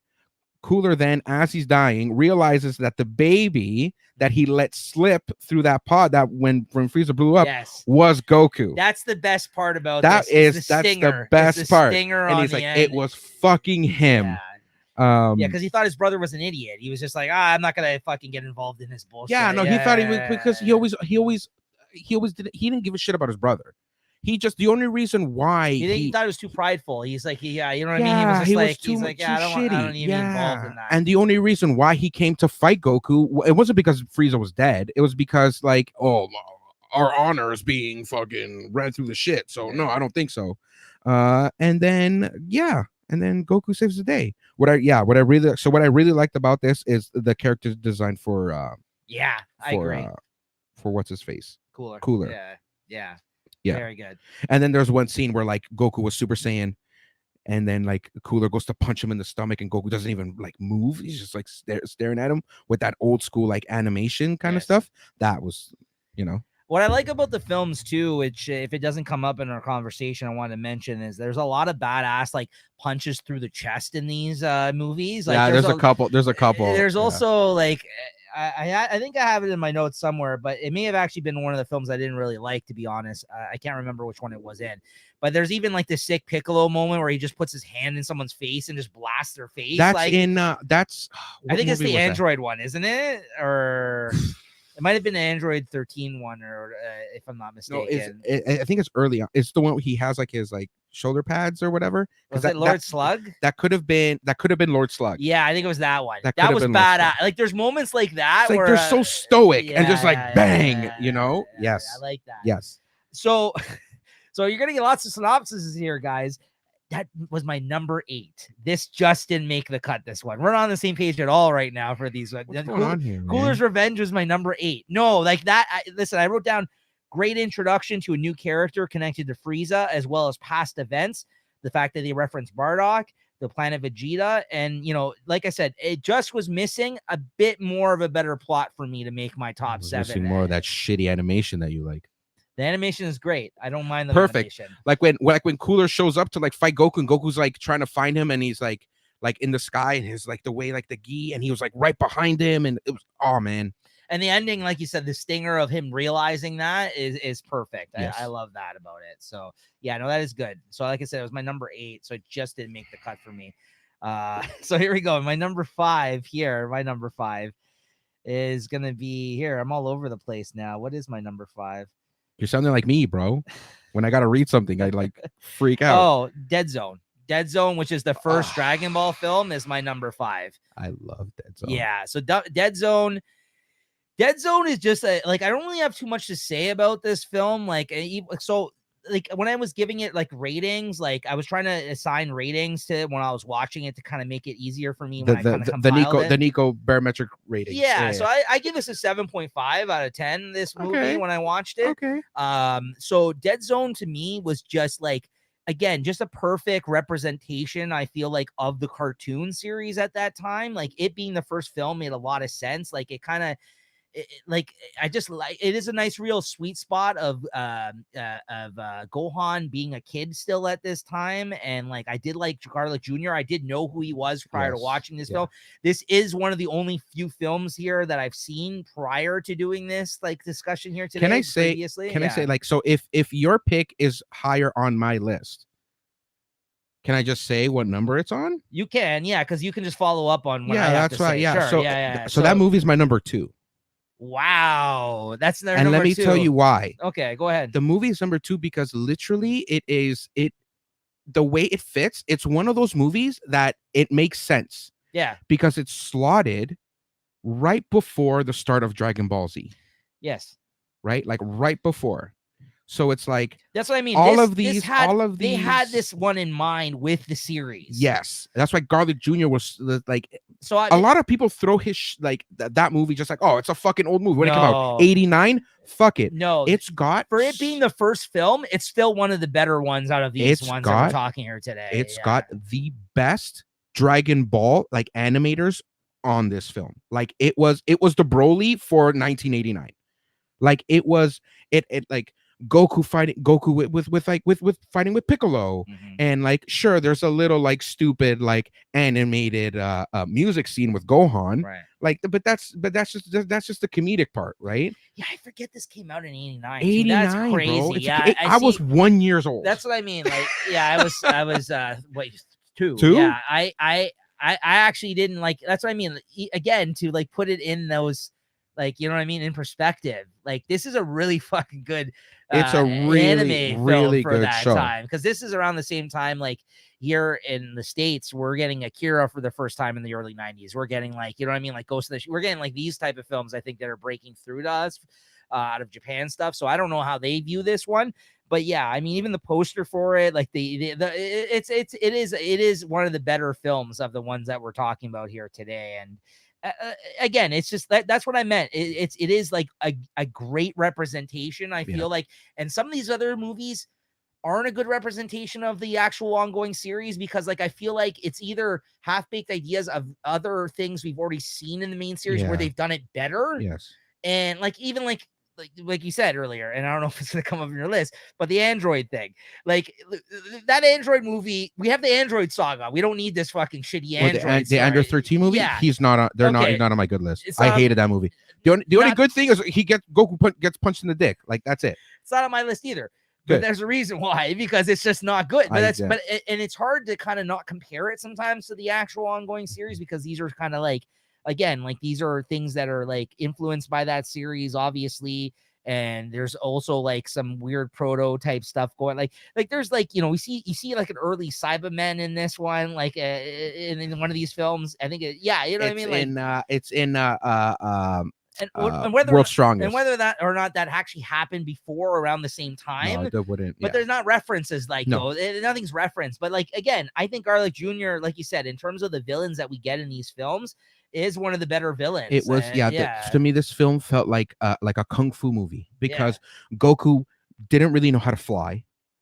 It wasn't These are early days. It wasn't all about like Piccolo and him are still enemies. They still hate each because other. of the tournament. And the only reason why Piccolo helps out because of Kami. Oh, that too. Yes, Kami shows up, and Kami's like, guys, like, Yes. like these guys are. And then literally, like after they think they defeat Garlic Jr., Yeah. Piccolo immediately is like, hey, let's settle this. Yeah. And like they're fighting. Because he even says, he's like, the only reason I'm helping you out is because I want to fucking take you down. Like the whole Vegeta thing. Right? This is pre-Vegeta, right? But this is evil Piccolo kind of time, right? Yeah. This is, I faced you in the martial art tournament. Literally 3 months ago. Like, this also kind of reminds me of like the best parts of Dragon Ball, the original Dragon Ball, and the tournament. That's what grabs onto me. I agree. Is the fact that it's like, it's not just about going Super Saiyan and blowing fucking shit up. Yeah. Right. Teleporting really quickly and blowing shit. It's literally Goku is using his Nyoibo, like the stick. Yes. Fighting people. The power stick. Yeah. Right. He's not flying. He's not like teleporting. It's like yes. And Goku, like you can even notice that like throughout the movie, he's not like, he's just winning. Yeah. Like he's getting his ass kicked. Yeah, no, I don't. Being in number 2 on your list makes perfect sense. That's number 2 on my list. And also, this wastes no time on bullshit. This film either. No. Like most of these films have a 45-minute to 50-minute runtime, other than like the first Brawly movie, which is like an hour 13, and obviously the newer ones. The newer one is like 2 hours, no? Well, again, Close. No, I meant the first Legendary Super Saiyan one, the Brawly one. That's an hour and 13. Can I say? Well, don't say it. Okay. Yeah. I don't know what you're gonna say. Don't worry about it. Okay.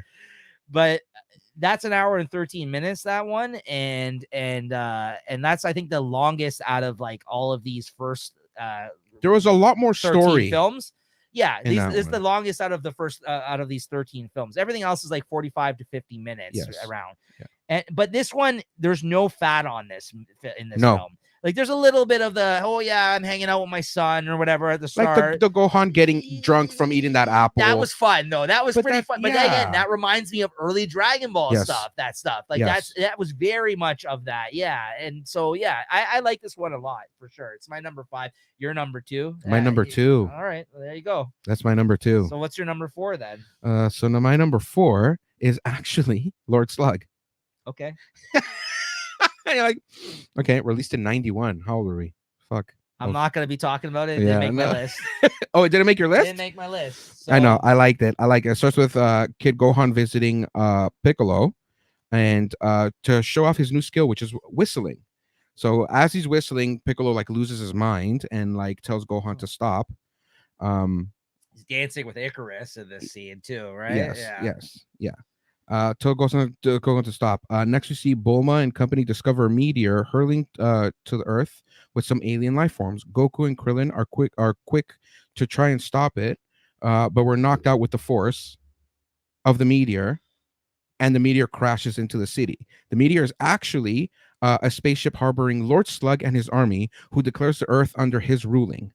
As the army starts to attack, Gohan and his trusty 4-star Dragon Ball hat appears, in his trusty 4-star Dragon Ball and tries to help the civilians, but to no avail. No avail. Sorry. Lord Slug notices the Dragon Ball, and with the power of telepathy, reads Bulma's mind and is able to locate the Dragon Radar and the remaining Dragon Balls. He then wishes for eternal youth, which I think Lord Slug is the first villain to actually be able, like in the movies, to be able to use the Dragon Balls. Yeah, and then and as soon as he does, he's like automatically way more powerful. He's like way more powerful. He's just like, so in comparison to like Demon King Piccolo.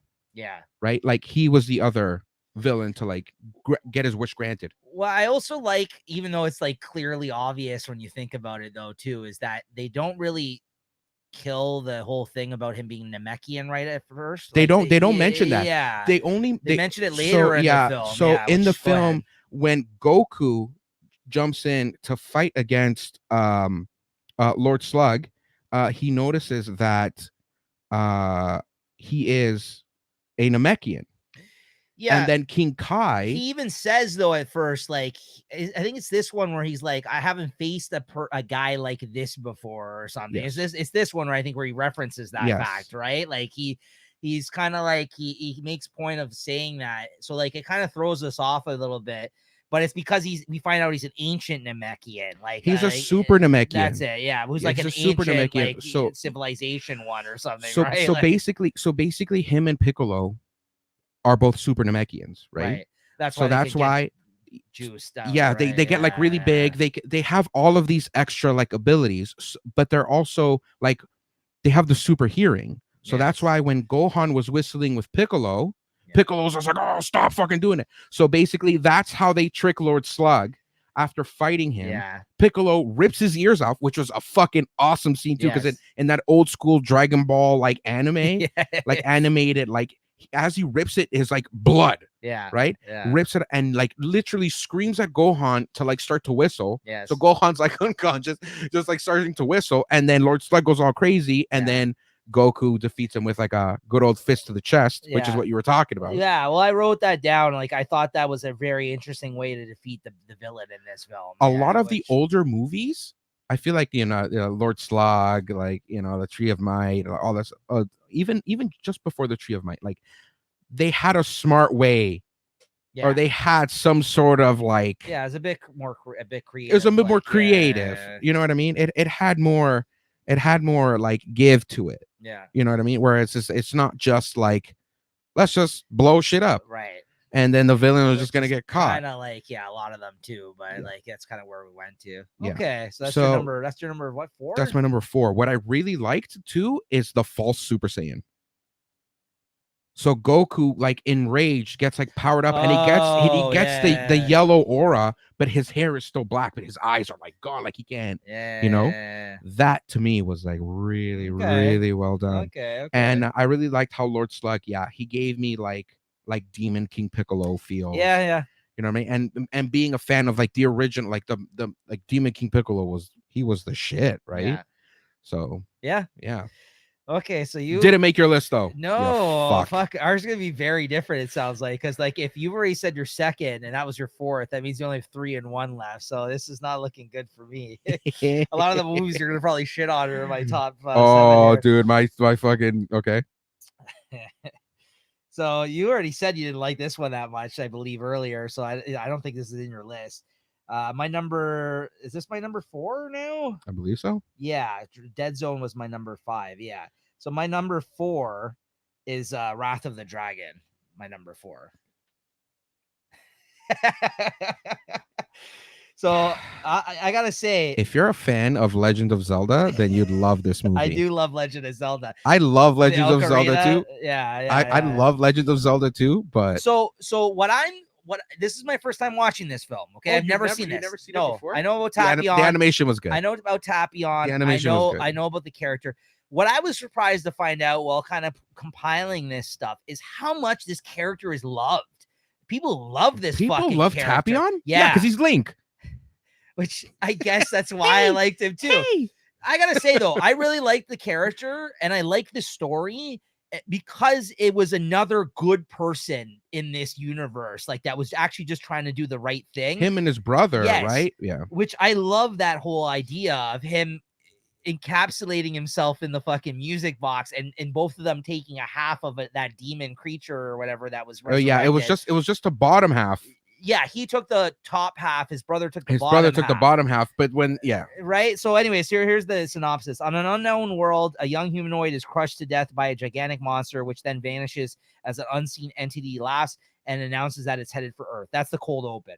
Then on Earth, Gohan and Videl acting as their superhero personas. This is the not great Saiyaman moment. and Saiyaman 2 or Saiyawoman, whatever they call it. Great Saiyamon 2. Yeah, I don't love this moment with Gohan. But anyways, stop an elderly man from committing suicide. The man introduces himself as Hoi, who's this like creepy old man who basically like because they all want to be helpful to this man. Yeah. And he basically cons them into helping him essentially. Find the box. Is it a box? It's a music box. He can't get it open.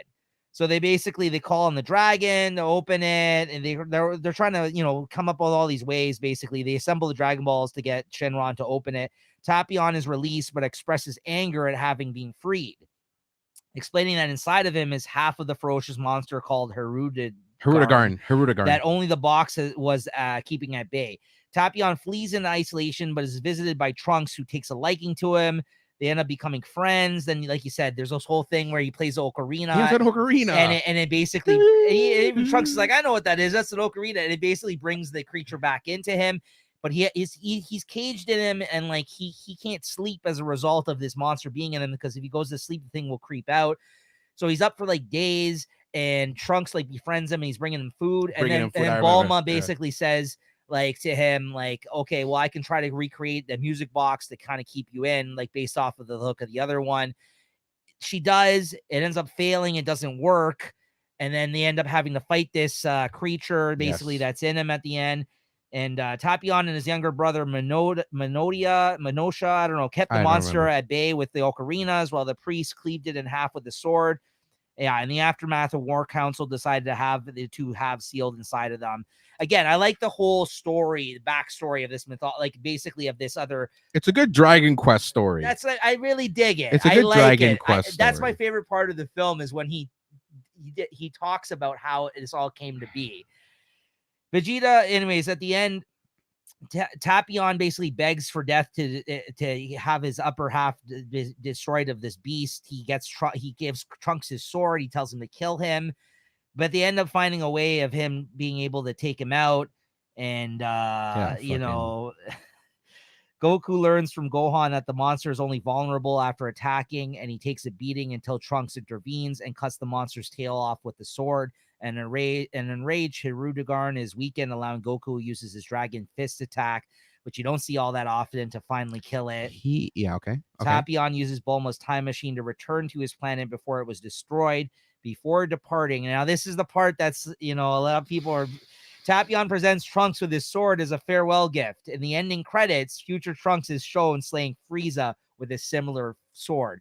But apparently there is some sort of continuity errors with the fact that he had this sword after like Gohan dies or something in the future. Because it wouldn't make sense, because it's not.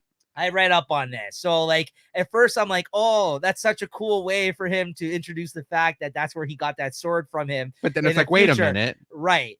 And that, again, this is why they're saying these take place in their own continuity or whatever, because it doesn't make sense exactly. But I thought that was a cool idea, at least, that they threw out there. This is where he got the sword. Anyways, I like the character. I like the kind of the story behind how they came to be and got in this situation. That's why it's in the middle of the pack for me in this one. I really like the Super Saiyan 3.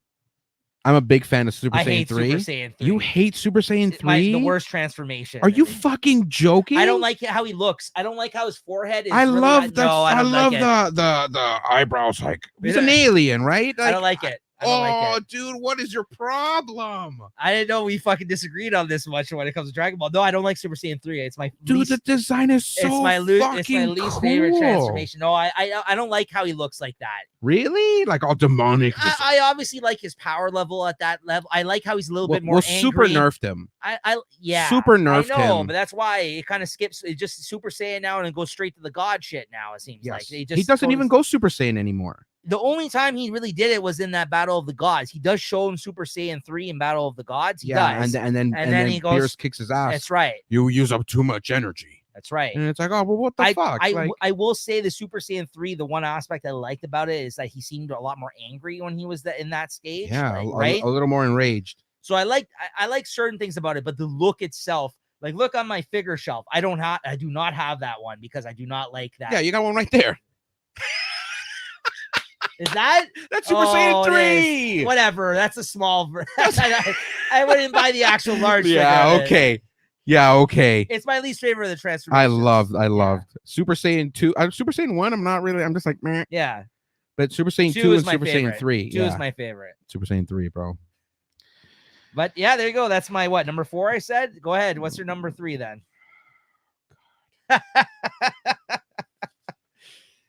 BoJack. I know. And let me tell you why. Let me tell you the story. That's your number 3? That's my number 3. That is also my number 3. Is that your number 3? I fucking love BoJack. Really? Yes. Okay. Okay. Tell me why though. Go ahead. Okay, I'm just gonna give you this. Okay. That's my number 3 as well. We Gohan. agree finally.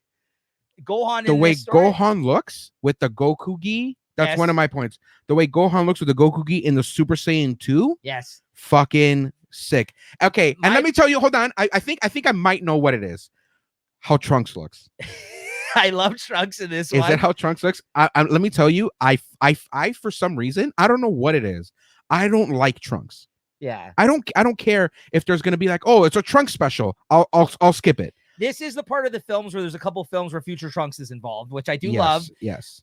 I just love the combination of not only characters in this one. Yeah, because Tien was fighting Trunks. At its core, though, it's a tournament. I love tournaments. So good. Yeah.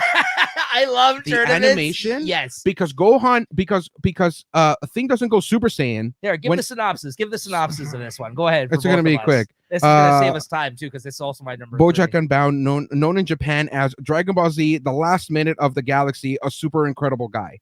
Yeah. That's the translation in Japanese. Yeah. Wait, what film is this? Hold on. This is number 6? Hold on. No, later. 3, 4, 5, 6, 7, 8, 9. This is in between all 3 of the Broly films. Yes. This is not number 9, in between and after Broly, the Legendary Super Saiyan. Go ahead. Yeah. Came out in 93. Yeah. A wealthy family hosts an intergalactic martial arts tournament on Earth, hosted by Mr. emceed by Mr. Satan. That's right. Not Hercule, Mr. Satan. No, Mr. Satan. Yeah, Get it right. I also call him Mr. Do you know Satan. that his first name is Mark? Is it really? Yeah. No, I didn't know. Yeah, Akira Toriyama released a thing and like his Mark Satan. Mark Satan. Can you believe that? No. Go ahead. Anywho, where am I? Mr. Satan, in which fighters from across the galaxy compete, including Gohan, Piccolo, future Trunks, Tien, Yamcha, and Krillin. This is kind of proto universe battle too. Totally, right? This is totally. Like, but this came out of movie, so nobody gives a shit. Yeah, and it's like, no, this is the fucking tournament of power. This was my first time watching this film in preparation for this show. I'm like, it's got good animation. I was like, even going into it, I'm like, why is this so fucking good? This movie. I know it has no right to be good. Finally, we agree on something. Okay, we agree on one. Yeah, it has no right to be good. No, but it is because the villain in the end, it's just like. Go ahead. Yeah. Anyways, in the semifinals, Trunks beats Tien, and Piccolo gets pissed due to the lack of challenge and takes off, leaving Krillin as the victor. Each of them were supposed to face one of Satan's students, but instead were greeted by some green-skinned warriors. Krillin loses to Zangia. I don't know. I'm probably pronouncing it right. And I wrote down, and some E Honda looking type guy gets killed by Beto. I didn't even notice he that. You're like right. Big. Yeah. I know exactly who you're talking about. Yeah, he's like snaps his neck, and people are like watching this, and they're like, "What the fuck?"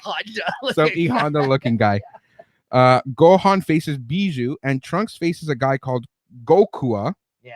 Which is just like, but then he is attacked by BoJack, who is an intergalactic goon who sought to conquer the galaxy. He was released when Goku blew up King Kai's planet. Yeah. And broke this seal that the 4 Kais have sealed. Which was so sorry to interrupt. I just gotta say, this is one of the main reasons I love this movie. This is probably what, for whatever reason, they're like, we need to align this exactly with everything that's going on. But it makes in sense the show. because there's nothing happening. But that's what I mean. That's, again, like, to your point about my continuity thing. Like I wrote here, a lot of current things are mentioned in this film to keep continuity of events. There's good cohesion in this. There's the future Trunks is mentioned, the androids, the fact that Goku's dead, Vegeta not being the same since Goku's dead in this film. He was fucked up. This is the one film where they found a spot where it fucking really goes along realigned perfectly with the series. That was a major point for me why I like this as well. And it literally is just summed up through a conversation of Bulma and Chi-Chi watching their sons in the tournament. And they're kind of mentioning all this shit. Oh yeah, but then the android thing happened. I was like, holy shit. What the fuck are they? Yeah. Right. I was like, oh my God, they're right. Like, it's a hidden gem. Yeah. Because I know that a lot of people throw BoJack under the radar. Right. Because they say like, oh, it's fucking BoJack. It's just like super under 13. No. Who gives a fuck? No. Just like sweep it. There is a lot to like in this film. Okay, so okay. Yeah. I'm happy now. Yeah. Where am I? BoJack to conquer when Goku blew up King Kai's planet, causing the seal to break. Gohan, Tien, and Yamcha are confronted with BoJack and his henchmen, with Tien and Yamcha obviously losing. Yeah. Trunks shows up and was about to get killed when I put Daddy Veggie shows up and hands Trunks his sword. As the fighting continues, I put Z Fighters. God, I don't know. Whatever. The Z Fighters are losing, and Gohan on the brink of death, dead Goku teleports to save his son. He just like breaks the rules of like not being like having to like stay dead. He comes back into the regular human world, and saves his son. Gohan then unleashes the power of Super Saiyan 2 with a combined Kamehameha and a good old fist to the chest. Gohan saves the day, and Mr. Satan takes all the credit. Yeah, as he does normally, right? Great, yeah, and I put like the tournament to start the fight. And is this post Cell Goku dying, or this is that's the reason why. I mean. That's the reason why Goku's dead. Yeah, he teleports Cell to King Kai's planet, and then Cell blows up. Yeah. Right. Yeah. I loved it. Yeah, I like this one a lot too. I mean, honestly, like, if I were to revisit this, because this is my first time watching this one, I could see this even honestly going up like more in my list of 2 or 1, because I really liked a lot in this film. Like, and like, again, a film where Goku isn't really present. It says a lot about the story, as simple as it was. Yeah. Like, I just think it's made really great of the moments and the place where this story takes place. There's a martial arts tournament, which is never a bad thing in my opinion. There's enough little comedic relief where it doesn't take you it out wastes of no time. Even like the moments where it's kind of like more like smaller moments, I think they'd make great use of. I think, absolutely, yeah. And then Trunks, your boy Trunks with the little his jacket isn't a jacket, it's a vest. You see that? And then he's got like the crazy like seriously, no, you won't see it. It's not there. No, it's not. No, sexy Trunks over here. You get fucking Vegeta. Oh God, what's on the back? What's on the back? Is it on the back? No, that's no. Your boy. You got the android vest right there. God, that's not Trunks, by the way. That's not Trunks. That's not Trunks. But yeah, like he kills that guy with like a fist to the chest. You can see the blood coming out. Yeah. Oh, agreed. Cool. I'm glad we both agree on that. That's my number 3 as well. We got one. All right, this is where it's gonna get interesting though for me. I doubt you're gonna have either of these. Your possibly. number 2? Yeah. All right. Wait, I only have 1 left. Yeah, you only have your number 1. So I can give my number 2 here because that was my number 3. Ooh. Oh, here we go. See, now I almost want to switch it because of this conversation we've been having, but I got to go with what I wrote down here. Yeah, you go with your gut. So unlike you, where like I said, the Cooler's Revenge made my number 8. The Return of Cooler is my number 2.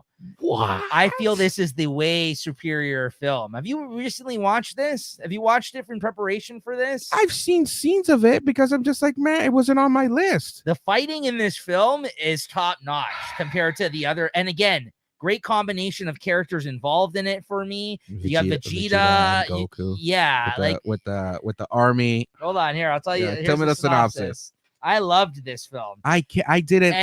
The ending to me was just like. And and you get the whole sci-fi aspect of him being like powered by his ship and like the star. What's it called? The Star of Nimrod? What's it called? Stupid fucking. What's it I don't called? know. The Return of Cooler, the Namekian people, and I like the Namek kind of aspect New to Namek. it. Yeah. Get it right. Now living on a new planet after their homeworld was destroyed by Frieza years prior, find New Namek under siege by a mysterious sentient spaceship that has latched onto and began attacking their home. Dende, now the Earth's guardian, senses the plight of his people and telepathically calls on Goku for help. Goku, Gohan, Krillin, Piccolo, Oolong, Yajirobe, and Master Roshi travel to the new. Can I tell you? That's yeah, a good lineup. Can I tell you though? That's literally all the Z fighters. Yeah, first off, yeah. Second of all, Yajirobe. I like Yajirobe. He's in a couple of these movies. Like I kind of just like told the synopsis really quickly, but like he's in some of these movies. Mostly he's in it when they go to see what's his name for the Sensu beans though. Korin. Yeah. Korin, That's and kinda, then Yajirobe just kind of tags along. There's a fun part where there's the Korin where like he gives him shit for being rude when he runs there to get the Sensu bean for his father, and he's like, "Oh, where's your manners, son?" And then like Yajirobe's like, "Here you go," and he just throws a fucking bag. Here you go, you because he's like, "Oh, you didn't bring me anything." He's like, "All right, I'll go get you something," and then he's like, "Ah, nice," and he's like, "Here," he just gives it to him. He's like, Korin's like, "Why'd you do that? I was gonna get something from him." Like, you know what I mean? I like that. Anyways, they travel to New Namek, and upon arrival, encounter an army of large robots abusing the Namekians. They learn that Cooler, who Goku was thought to have killed, is responsible. Cooler now with his metallic body, he went full Frieza metallic body as well here in this one. I think Frieza looks cooler. Yeah, but the reason because Frieza is made up of like a bunch of junk. It looks like Mecha Cooler, Mecha Frieza. His is like his body. It's like a 3D printer. Like it basically just gets stitched back to fucking. He's together. all like robot. He's way more powerful in this version than fucking like bits and pieces, like nuts and bolts. I know. Frieza no, but nuts and bolts Frieza looks cool though. I agree. He's too clean in this version. I agree. Yeah. But anyways, he's all shiny. He has this metallic body, reveals that he's going to absorb the planet and its life forms to power his ship, which I think is just awesome. And then anyways, all except Piccolo are captured along with a village of Namekians. Piccolo manages to destroy all of the robots in one large energy attack before making his way to rescue those who were captured. Elsewhere, Goku struggles against Cooler's new Meta Cooler form, which gives him the ability to regenerate himself. Cooler also reveals, which I really enjoyed this part, his ability to use the instantaneous movement. There's a translocation that Goku does. Yes, exactly. Because he like shows off with it, and he's like, "Oh yeah, that's one of my favorite techniques." And then like again at that point, Goku. But it wouldn't have made sense because when Goku learned it from that Cooler other planet, was gone. But listen, he traveled around. Maybe I guess. I don't know. He went to that planet and killed all those people. Yeah. Cooler explains that his ship constantly monitors his body and fixes any damage it might incur to improve his design to increase his durability. Again, I like that whole idea. I like the idea of that. Yeah. Goku transforms into a Super Saiyan, which is also ineffective against him. And just before he is strangled to death, Vegeta saves him, which is another reason why. I can see that scene. I can see it play. Everything's like in slow motion. Yeah, Goku and Vegeta attempt one final defense, but are captured and transported to be converted into fuel. As his ship is leaching their energy, Cooler explains that after his defeat, his brain was absorbed by the remnants of a spacecraft's computer system and fused together, which he eventually took control of. Goku and Vegeta begin to release all their energy, which overloads the system. They encounter the true biological Cooler, who Goku manages to kill with an energy blast. Piccolo arrives and encounters a Meta Cooler, which explodes. All the Meta Coolers and robot soldiers subsequently explode, and Heroes escape before the ship leaves New Namek's orbit and explodes. Goku and Vegeta fall from the sky near their allies, and everyone rejoices in the victory. In his spaceship, Vegeta crushes the computer chip that created Cooler's ship. I like the sci-fi aspect to this. I like how, and it built on. This was a successful follow-up where I feel like the Brawly movies failed. This was a successful follow-up and a two-parter to a guy who, like I said, just barely almost made my top 7, to a character I thought that was a really interesting character as an aside to Frieza. I thought this follow-up built off of that and actually made it better. And the fight scenes, I thought were some of the better fight scenes out of these films between him and Cooler. Yeah, those were like the top, like it was Dragon Ball Z, like teleporting, swishing, like I liked that. Punching hard and like all that kind of stuff, like energy beams and clouds of smoke and like all that stuff, right? Yeah. I just wasn't a fan of just like the end. Yeah, where he's literally like, I agree. He's literally a brain with a chip stuck in its head up against the wall. Yeah. and all they did was like Kamehameha, and then the day's over. I know, but that was after a lot of great fighting already. Okay, happened. okay, That's yeah. what I'll give you Like that. it was a lot of great fighting, and Yeah. like I like the ideas. Again, I like the whole idea that his ship is basically reconstructing his body. What's it called though? The Star of he was. I don't know. I'll look it up. I'll look it up. Fuck, but, it's not the Star of David. I don't want to get. I don't want to get. I don't want to get people upset. But let me see. Is there anything else I wrote down for this? I wrote. Yeah, I mean he's much stronger in this one. The fights are much better in this one. That's the type of shit I wrote down about this. Yeah, anyway, so I just think that they built off a successful film prior to, and that this was a much stronger two-parter than the Brawley ones were, I feel like, because like I feel like never mind, we can get into that because I don't want to step on anything you might say here. No, I'm not gonna, I'm not gonna. But go ahead. What I was gonna say, Cooler's ship name? Yeah, it's called the Star of something, right? The Star of Haagen-Dazs or something. I don't know. DBZ. Hold on. What's it called? The Star of Haagen-Dazs. No. Oh, that's gonna eat me alive because I have the Japanese name say here. What's it called? In Japanese? Yeah, say it. Come on, man, just say it. Kura no Ushuzen is a large ship that Cooler uses for transformation. Inventor Kikono. Yeah, Cooler and his armored squadron. You're the users. They don't say the English name here. You're looking at the Dragon Ball Z wiki, right? Yeah. Yeah. Anyways, anywho. What's your number one? My number one? Well, because it's not Broly, my number one is actually Fusion Reborn. Is that your least favorite? This is the movie I was referencing when we were talking earlier that is really high on a lot of people's lists, and I, for whatever reason, cannot understand it. You don't like it? No. Really? And I'll tell you why. Go ahead. Okay. I don't want to rain on your parade. I'll tell you when you're done. So it's one of the last movies. You're not alone after. No. This is I was looking up top 10, whatever. I was looking at all the movies ranked online by many people. This is in most people's top 3, if not top 5, this film.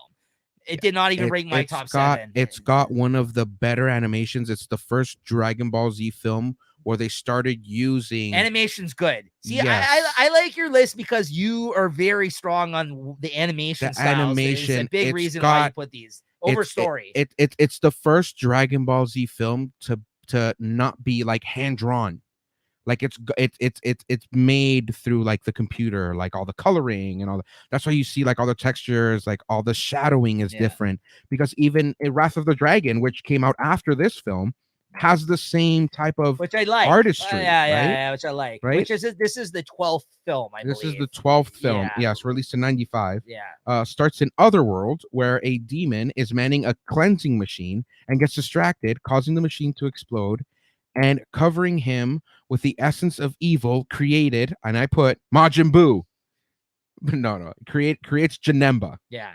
Janemba, a villain with teleportation and dimensional bending powers, thus making all of the baddies throughout history come to life.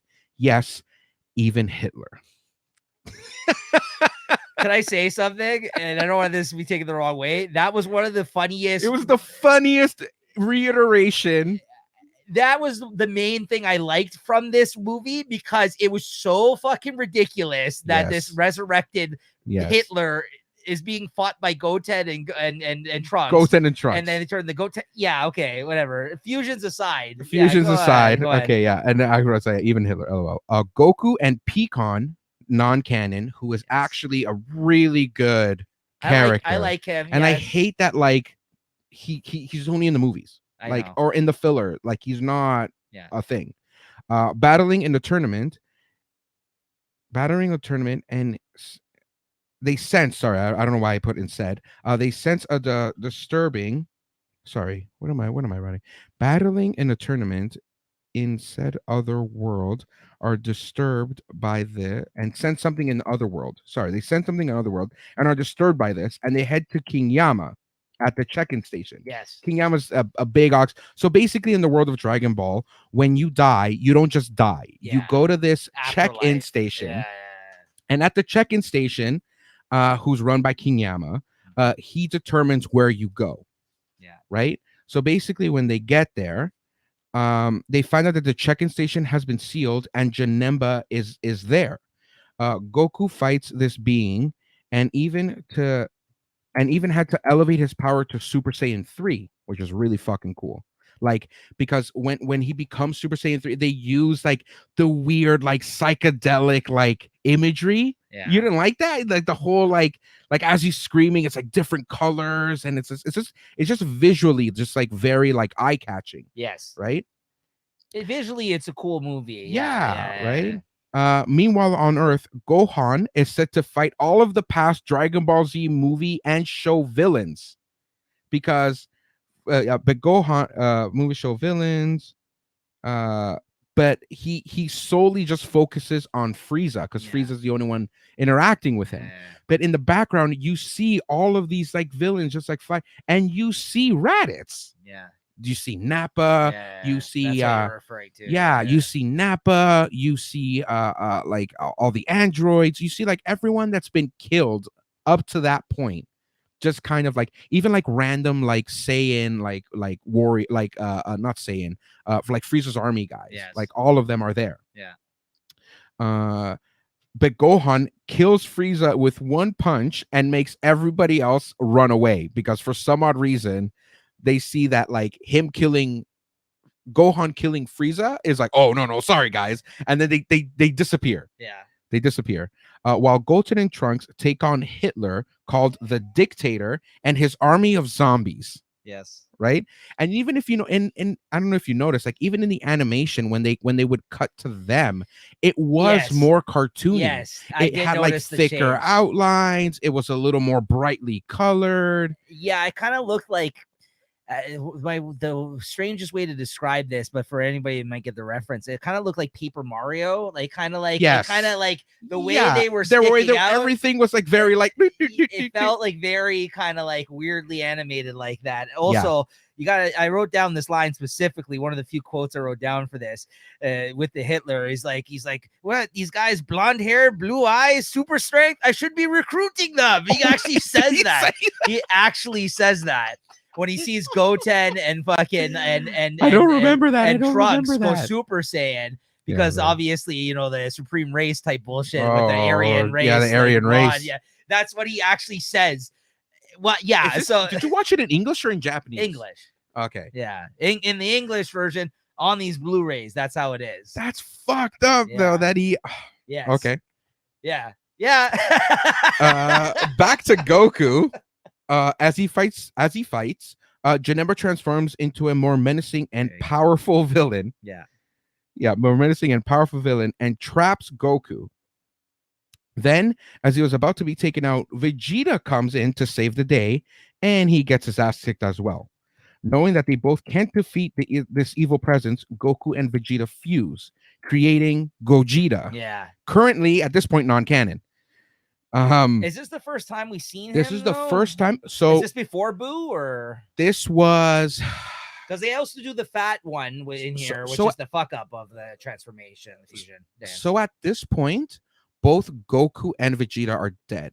So so when it lines up, these are one of the movies that don't line up with anything. It basically takes place in between Vegeta dying against Majin Buu.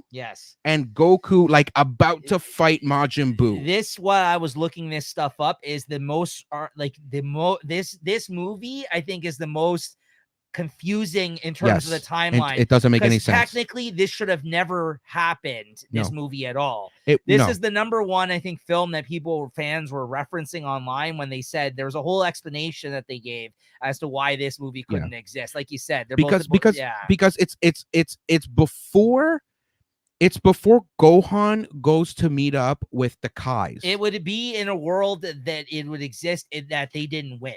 Essentially, Gohan and right, like that's like, isn't that what the explanation of it would have been? Well, yeah, it would have been like Vegeta blows up and dies, and then all that happens, and then Goku, after losing to Vegeta, goes to Kami's lookout to train the boys, Goten and Trunks, Right. to do the fusion dance. Right. So it would have slotted literally there. Right. So it would have been like, Yeah. let's not fight Majin Buu Yeah. They said that it and was have this whole movie. They said that it's released between episodes 258 and 259 around the same time Goten and Trunks master fusion to face Buu. The place and timeline is difficult to identify, but it appears to take place just before the advent of Super Buu. Yes. So just before, so so in the anime, when when Majin Buu separates himself and there's like the evil Buu, and the evil Buu ends up beating regular Buu. So it would have had to happen in that lull. Right? Because the boys were already like, they confuse. Yeah. And they confuse perfectly. Because it takes place, it says here, technically in an alternate timeline where after Vegeta fails to defeat Majin Buu and Goku returns to heaven after teaching Goten and Trunks the fusion dance, Gotenks is successful in killing Majin Buu. And also, for some reason, Vegeta wasn't brought back to life with the Dragon Balls. That is the only scenario where Fusion Reborn can possibly take and place. It wouldn't have made sense. Right. It wouldn't have made sense. So yeah, this was the one that was under the biggest kind of contention, was that where this one takes place. When I remember like looking these things up. Yes. Yeah. So where am I? Do you want me to keep going? Yeah, go ahead. Yeah. So creating Gogeta not canon, and with the help of Pikkon, who finds out that Janemba's weak to swearing, vanquished Janemba and set everything back to normal. Oh, and Goten goes Super Saiyan 3 to beat Hitler's army. LOL. That's what I put. Yep. Yeah. And I wrote here in terms of the old, like, this type of animation, I'm talking like before, like, obviously before Super's animation, which is like, I am not a fan of. Right. Like, this to me was like, this is the Dragon Ball Z esque kind of, because the other old school movies, like, they have the old school Dragon Ball style, like swishy washy, like everything is like, where this was like the top in terms of animation, like, like teleportation and blowing up, and how Janemba was like, he like defragmentized. Yes. He was like constantly, he was like, he wouldn't just teleport, he would just like break down. So the reason why I don't like this film is because I don't like Janemba as a villain. And you don't like Super Saiyan 3. I don't hate Super Saiyan 3. I said it's my least favorite out of the transformation. Okay. There's a difference. I mean, I said I don't like it because it's my least favorite, okay? But I don't like Janemba. And the reason why is because of all that abstract fucking fighting bullshit reminded me of the Buu saga, which I really hated those parts where they were inside of his body. Buu. Yeah. He looked like a super The Buu. Buu saga is my least favorite of all the villain sagas. It was like beating a dead horse at the end of Dragon Ball Z. Like it was just like, it was over. It was very long. Yeah, I didn't like it. I didn't like the abstract shit. I didn't like when it turned into fucking what do you call it? That cartoon, basically Magic School Bus, where they're going inside of his body and fighting blood cells. I didn't like that. Yeah, I know. I thought, and this reminded me of all that bad stuff I didn't like in the Buu saga. Yeah, I didn't like how he's like putting him in diamond form and then slicing it. I didn't like all that shit. I don't like you said, visually it's cool. But the stupid abstract fighting of these villains, sometimes I don't like this shit. They don't make sense. And I also feel like it strays away from what we know about Dragon Ball stuff. And it feels like more fucking weird other animes than when they do that shit. It's like JoJo's Bizarre Adventure or some bullshit like that. JoJo. I've never even seen JoJo, so it could not even be like that for all I know. But it looks like it's going to be more abstract fighting shit in that, if I'm not mistaken. But I could be wrong. I've never seen JoJo. I've never read it. So I've never seen JoJo either. So I shouldn't just throw bullshit like shit on it. It's just like, appealing. It's just face value. It doesn't sell you. I will say, I love all the fun afterlife stuff though. That whole thing is that I always like that idea. You love the Hitler part. The Hitler part I loved. I literally wrote that down. And I wrote down, it seems to be a lot of people's favorite or ranked really high. I don't get it. So I just don't get it in that sense. I get diffusion being cool, but I just didn't like the villain. I think it's Gogeta is such a high, like next to Vegito. Yeah. Gogeta is such a fan favorite, which is why in the Broly movie, when they do it, right, people fucking lost their shit. Right. It was so well, like animated. It was so Well, that like was that Vegito in that one? it was though? Gogeta. They did the fusion dance. Vegito are the In the ear Brawly earrings. movie. In the Brawly movie, it's Oh yeah, Vegito. yeah, yeah. Sorry, Gogeta. Gogeta. That's right. Yeah, It was. Gogeta. Yeah. So yeah, that part's about it's cool. All right, now and then here, so that's your number one. That's my number one. You're not alone, but it didn't make my list. I didn't like that one because What's your number one, Nico? And this is gonna be Android 13. No. This, again, this didn't make your list anywhere, which I'm surprised about. And this might be you fucking going off because you wanted to make a comment about it earlier. Brawly, Legendary Super Saiyan's my number one. And I don't know what you're going to say about this movie, but I totally think that the redone version of this movie is 10 times better than this movie. So you might be asking yourself, why is it my number one then? This is my first time actually ever watching this. I've actually watched. You've never seen it before? Never seen this. Never seen this one before. People love this character. Broly. I love the new version of him in the new movie. That figure right there. Yeah. You could take him off there. This version of Broly is way fucking better than the one in this one, because at the end of the day, and I referenced it earlier, he is just a fucking stupid, mindless rage monster in these films. He's skinny and weird. I don't like him in these movies, the look of him, and he barely talks, and you just don't get to know him as a character in this film. And the fucking sequels to this are terrible.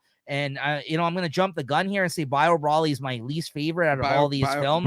Yeah, Bio Brawly is my second. So like, and that, but that's not even really Brawly. But anyways, but I liked, this was the longest of these original 13 films. I like that they actually were taking their time to try to tell a full story in this one. Okay. I like how they kind of told the whole thing about this whole Planet Vegeta, him going back, them actually referencing with the fucking with the little underwear. I mean, obviously people love these characters. They came back for their most successful film. Akira Toriyama took that story, brought it back. The fact that there was another super powerful Saiyan that existed, and this was the first reference of it, even though they kind of never linked back to the main series, which I thought was a mistake.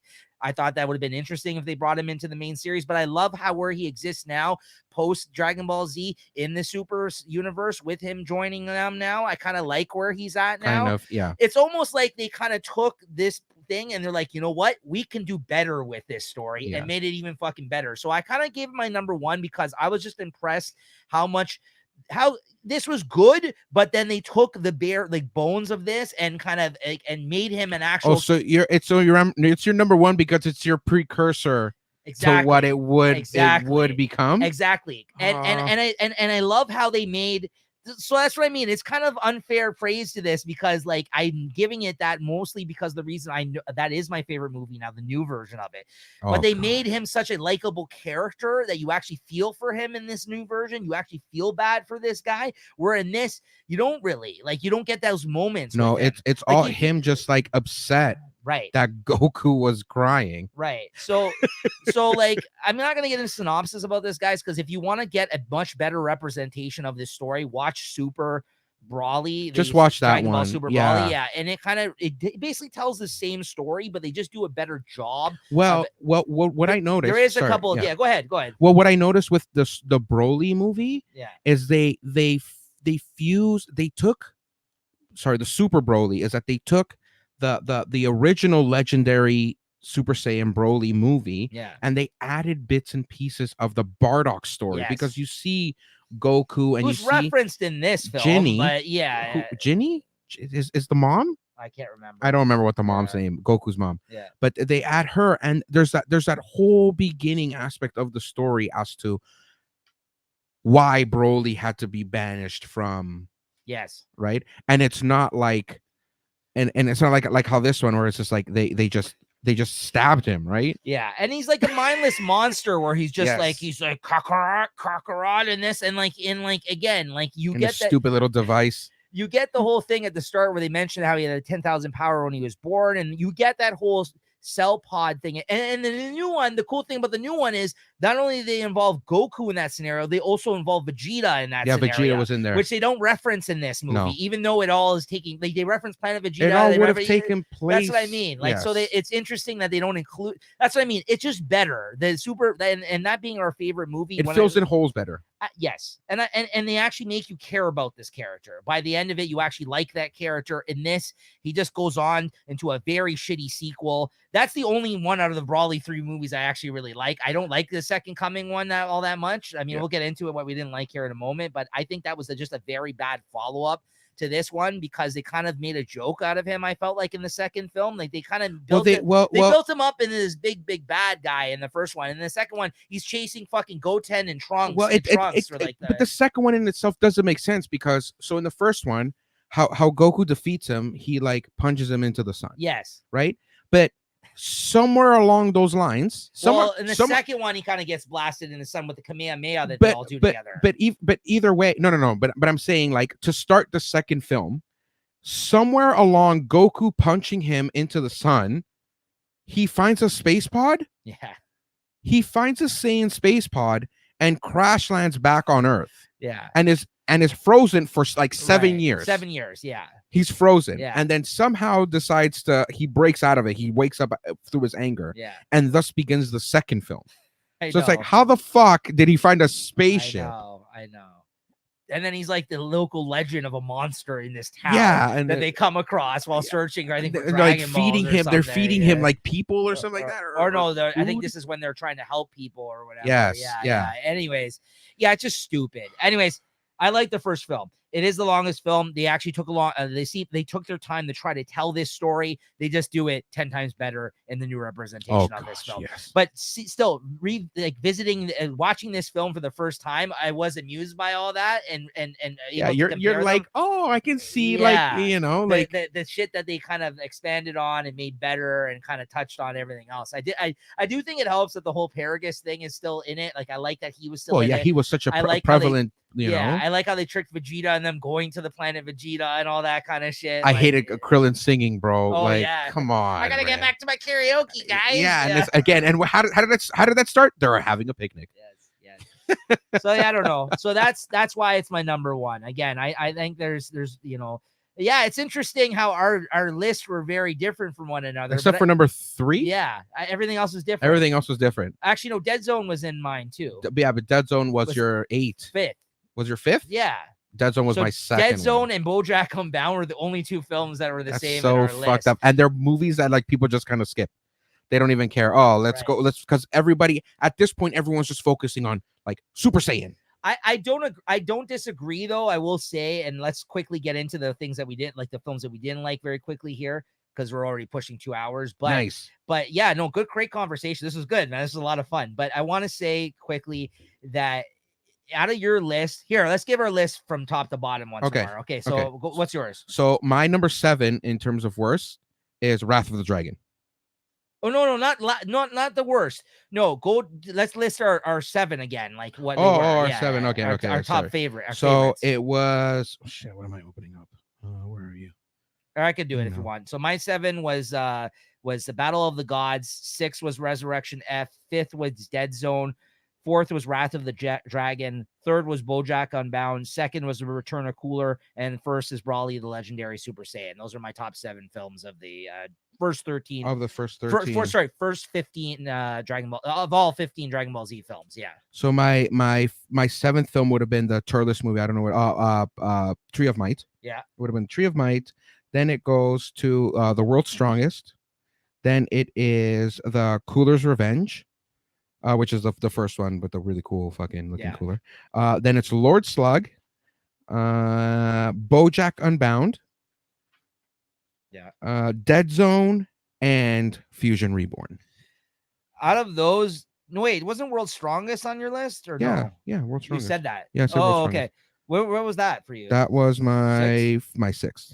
So World's Strongest and Cooler's Revenge were probably my 8th and 9th picks. Like, so if I didn't put the new modern ones in that you were against putting the new modern ones in, those would have been in my top 7, those 2. Really? Yes, as well. So that's what I mean. That's where it kind of we're not that far off. No. Like we're very close. Yeah. Even though we only had 2 the same, if it wasn't for, like I said, the inclusion of the newer movies, which you did not have. Well, now that you mention it, I can see why like you would like those because it opens the doors. Right. It sets up pieces to like what's to come, and I get it.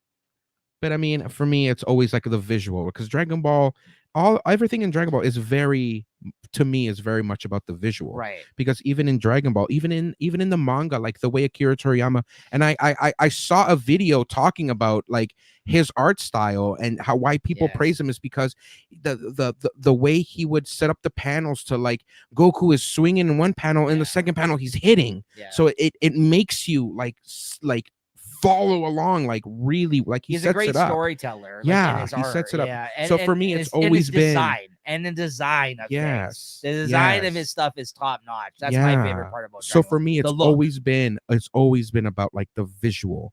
Oh, that was really fucking cool.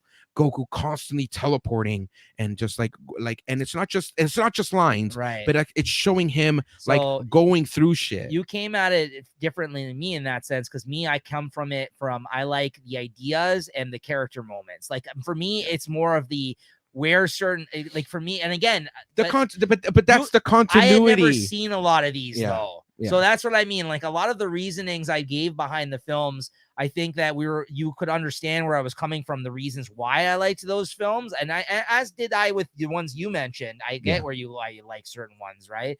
Like I said, but yeah, go ahead from your 7 that you didn't like that. So number 7 for me on my list is Wrath of Dragon. It goes Wrath of Dragon. We're not going to say any synopsis. We're just going to read the list. Yeah. Wrath of Dragon, Super Android 13, Cooler's Revenge, which is the one that you love so much. Yeah. Superhero. Yeah. Which is if you're including that. Super. Yeah. Sorry, I should have. Yeah, I should have. It's okay. Battle of the Gods, Bio Broly, Resurrection F. It's your least favorite is Resurrection F. Interesting. And again, it's because the movie uses the new. Wait, you didn't include Super Android 13 there? Yeah, Super Android 13. Oh, it was in there. Yeah. What was that as your least favorite? That was my 6th. Okay. That was my 6th.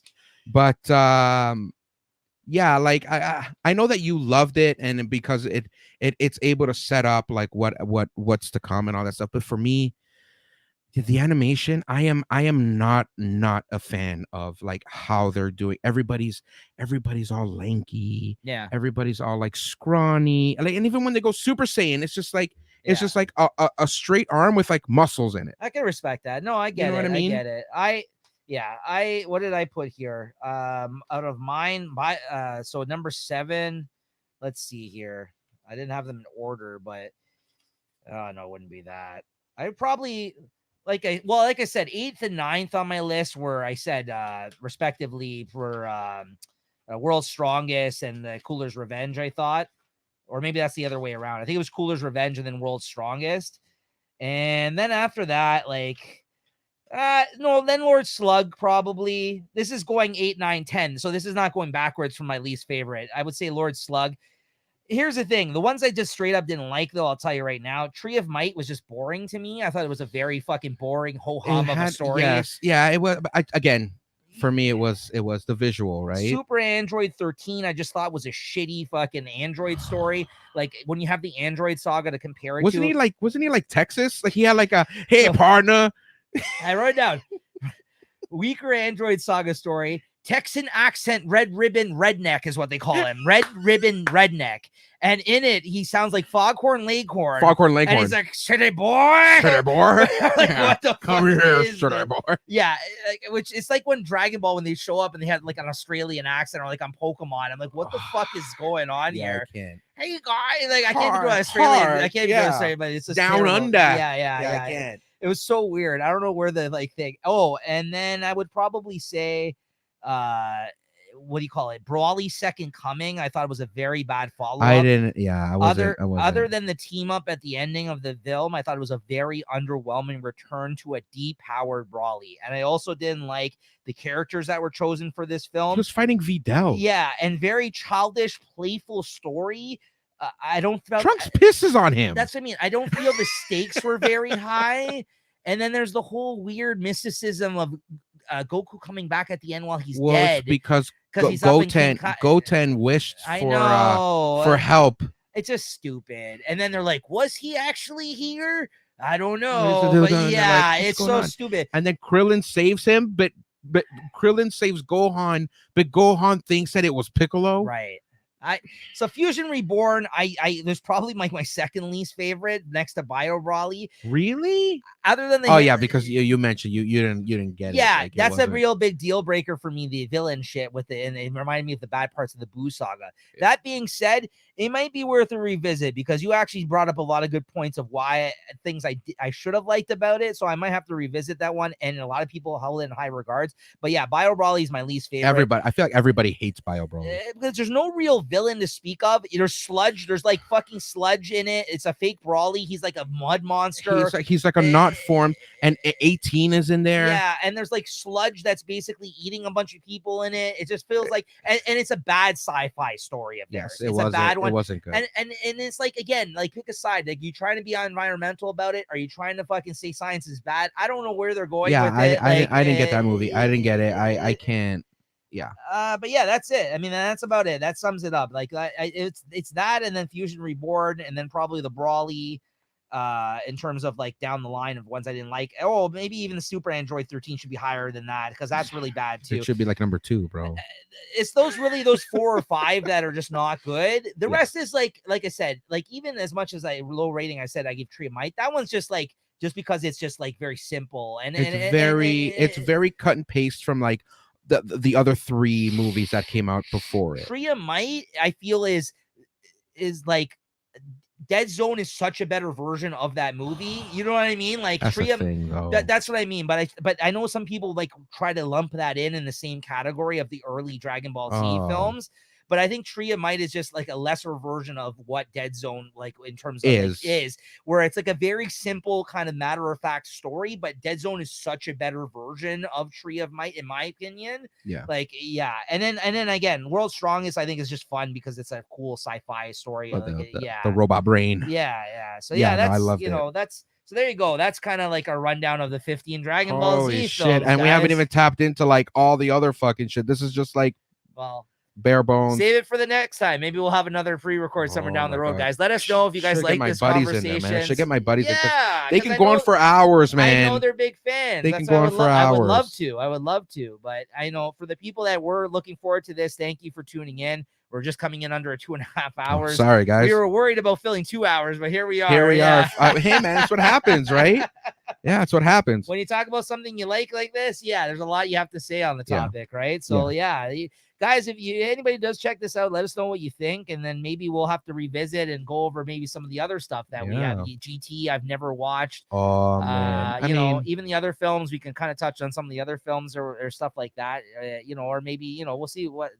Hopefully, they come out with more. I mean, I know that apparently they're working on more, from what I understand right now. I think they're still Super. They're still working. They're still working on Super. Super. The manga just got out of this. I think it's still like on pause. I think they're supposed to. I think they're coming out like with more chapters at the end of the month. Okay. I think. Right. I'm not sure, but that's see. it, right? We'll see. We'll see how much more fun we can put into this. All right. So what song should we play us out at here? You want Rock the Dragon? Rock the Dragon. All right. Because I feel like a lot of people would know that song. So for anybody who watched Dragon Ball Z on YTV back in the day, may remember this. YTV. May remember this intro song right here. Okay, this is not the actual original version whatsoever. No. Also, one thing we didn't comment before we go. 2 things. One, are you pro or anti the rock music that they play in some of these film versions, like the American? Because even if you look at the Blu-rays, you can turn it on as an option on some of these. Like I am. So I don't know, but based on my list, I think you can know. You probably might know. Anti. Yeah. I am anti. Yes. So am I. Even though I grew up watching with the cell like do do do do do do. I will say the best representation of that though is the videos of people putting those scenes on back in the day on YouTube, where they put in like Linkin Park and shit like that. The AMVs. I that's my favorite version of that. The actual shit that was on the cartoons, any of these videos that you watch with the rock music, bad. I agree. I don't like it. I don't like it either. But I do like the fan-made videos of clips of them merging music to actual clips that we used to watch on YouTube back in the day, because it's not like you could easily pull up scenes other than on YouTube back in the day. Yes. Like, you know what I mean? You couldn't just be like, because we didn't have the Blu-rays or the DVDs. No, we didn't have any. Yeah. We couldn't Right. change it. So if you right? wanted Yeah. to revisit those scenes, you had to see it with people putting music on in the background right. or like Copyright. Yeah. So Yeah. So anyways, that's and So, yeah, and, I love and that. secondly, you quickly wanted to mention the fact that you actually recently went to the orchestra show. Oh yeah, quickly. So basically, what it was both Dragon Ball and Dragon Ball Z, That's awesome. and it was just that. But so it's all the music. They set up this like this giant monitor, and it's basically the whole story of Dragon Ball with orchestra, with like music. They did leave out certain parts, and I guess it's just because of time, So or it's like you're because seeing of show music. clips in conjunction with the Show music. clips in conjunction That's with pretty with the cool. orchestrated music. That's awesome. Like Bulma shows up and they start like, okay, so like a Bulma theme of some but there is sort. a Bulma theme Yeah. in the Japanese version. There is a Bulma theme. So when Goku meets Bulma, they start playing that song, and it's like Yeah. violins, and it's very nice. That's awesome. And then Goku's facing off against like the Red Ribbon Army, and then it goes from Red Ribbon Army straight to Demon King Piccolo. So it leaves out like a big chunk, and Right. it is because of time constraint, Sure. right? And Yeah, then you can't put it all in. no, for sure. right? Yeah. So then after that Dragon Ball part, they cut. We had a little bit of an intermission, and then straight into Dragon Ball Z. And it was, I hate it because like they didn't show the farmer at the start of it, like Yeah. because there's just videos of like the farmer blowing people away, and it's like he shoots a gun, and it's like Cell like disintegrating. Yeah. But they did the whole story of Dragon Ball, like, you know, even like that song that they play when Vegeta's about to be like, when he was gonna like sacrifice himself, like that. That's my favorite moment. It That's was my so favorite like, moment. but with the live music In the Boo fight you're it's like talking you about. feel it, Yeah, Majin right? Buu fight, yeah. It was so good. My one of my buddies that went with there, he literally like he leaned over and he's like, "Man, I'm getting all these feels," and I'm like, "I know, bro, me Yeah. too." That's cool. I wasn't invited. All right. Well, I mean, I know. well, you know I what know I mean. your friends. You're close to your friends. They're your boys that are also into Dragon Ball Sorry, that bro. refuse to come on the show. That's cool. I know, bunch of jerks. Anyways, that was beautiful. No, Beautiful, I'm glad beautiful, you enjoyed beautiful. it. I wanted you Yeah. to mention it quickly because I know you said you enjoyed it, and that sounds like a lot of fun. I know they Yeah. also do the same thing with Final Fantasy. But they did do one with like Legend of Zelda, which I want to go to, but I know. I've heard good things about those as yes. well. I didn't know they did a Dragon Ball one, but then after you mentioned to me, I seen the fucking ads on Instagram like every fucking day. There was I think there's one in Vancouver. Yeah, I think it's supposed to come up. I would like to go. Hopefully they do it again. Do you want to fly to Vancouver? No. All right, guys. So that's gonna do it for this episode 224 of Late Night Chat, where we took over with our Dragon Ball talk. Make sure to tune in next week, though. We are back with Lewis. Is it me again? Yeah, live fucking in damn person it. with that JT guy. That fucking guy. I can't even talk Dragon Ball Z stuff to Yeah. him. Well, there you go, though. Rock the Dragon. You're gonna be telling all those people next week about this episode, though. What are you talking about? Sorry, bye, guys. Bye, guys. Have a good night. Thanks for tuning in.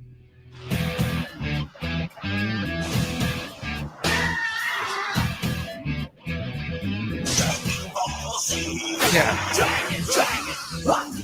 Dragon Ball Z. Dragon, run, dragon, come. Dragon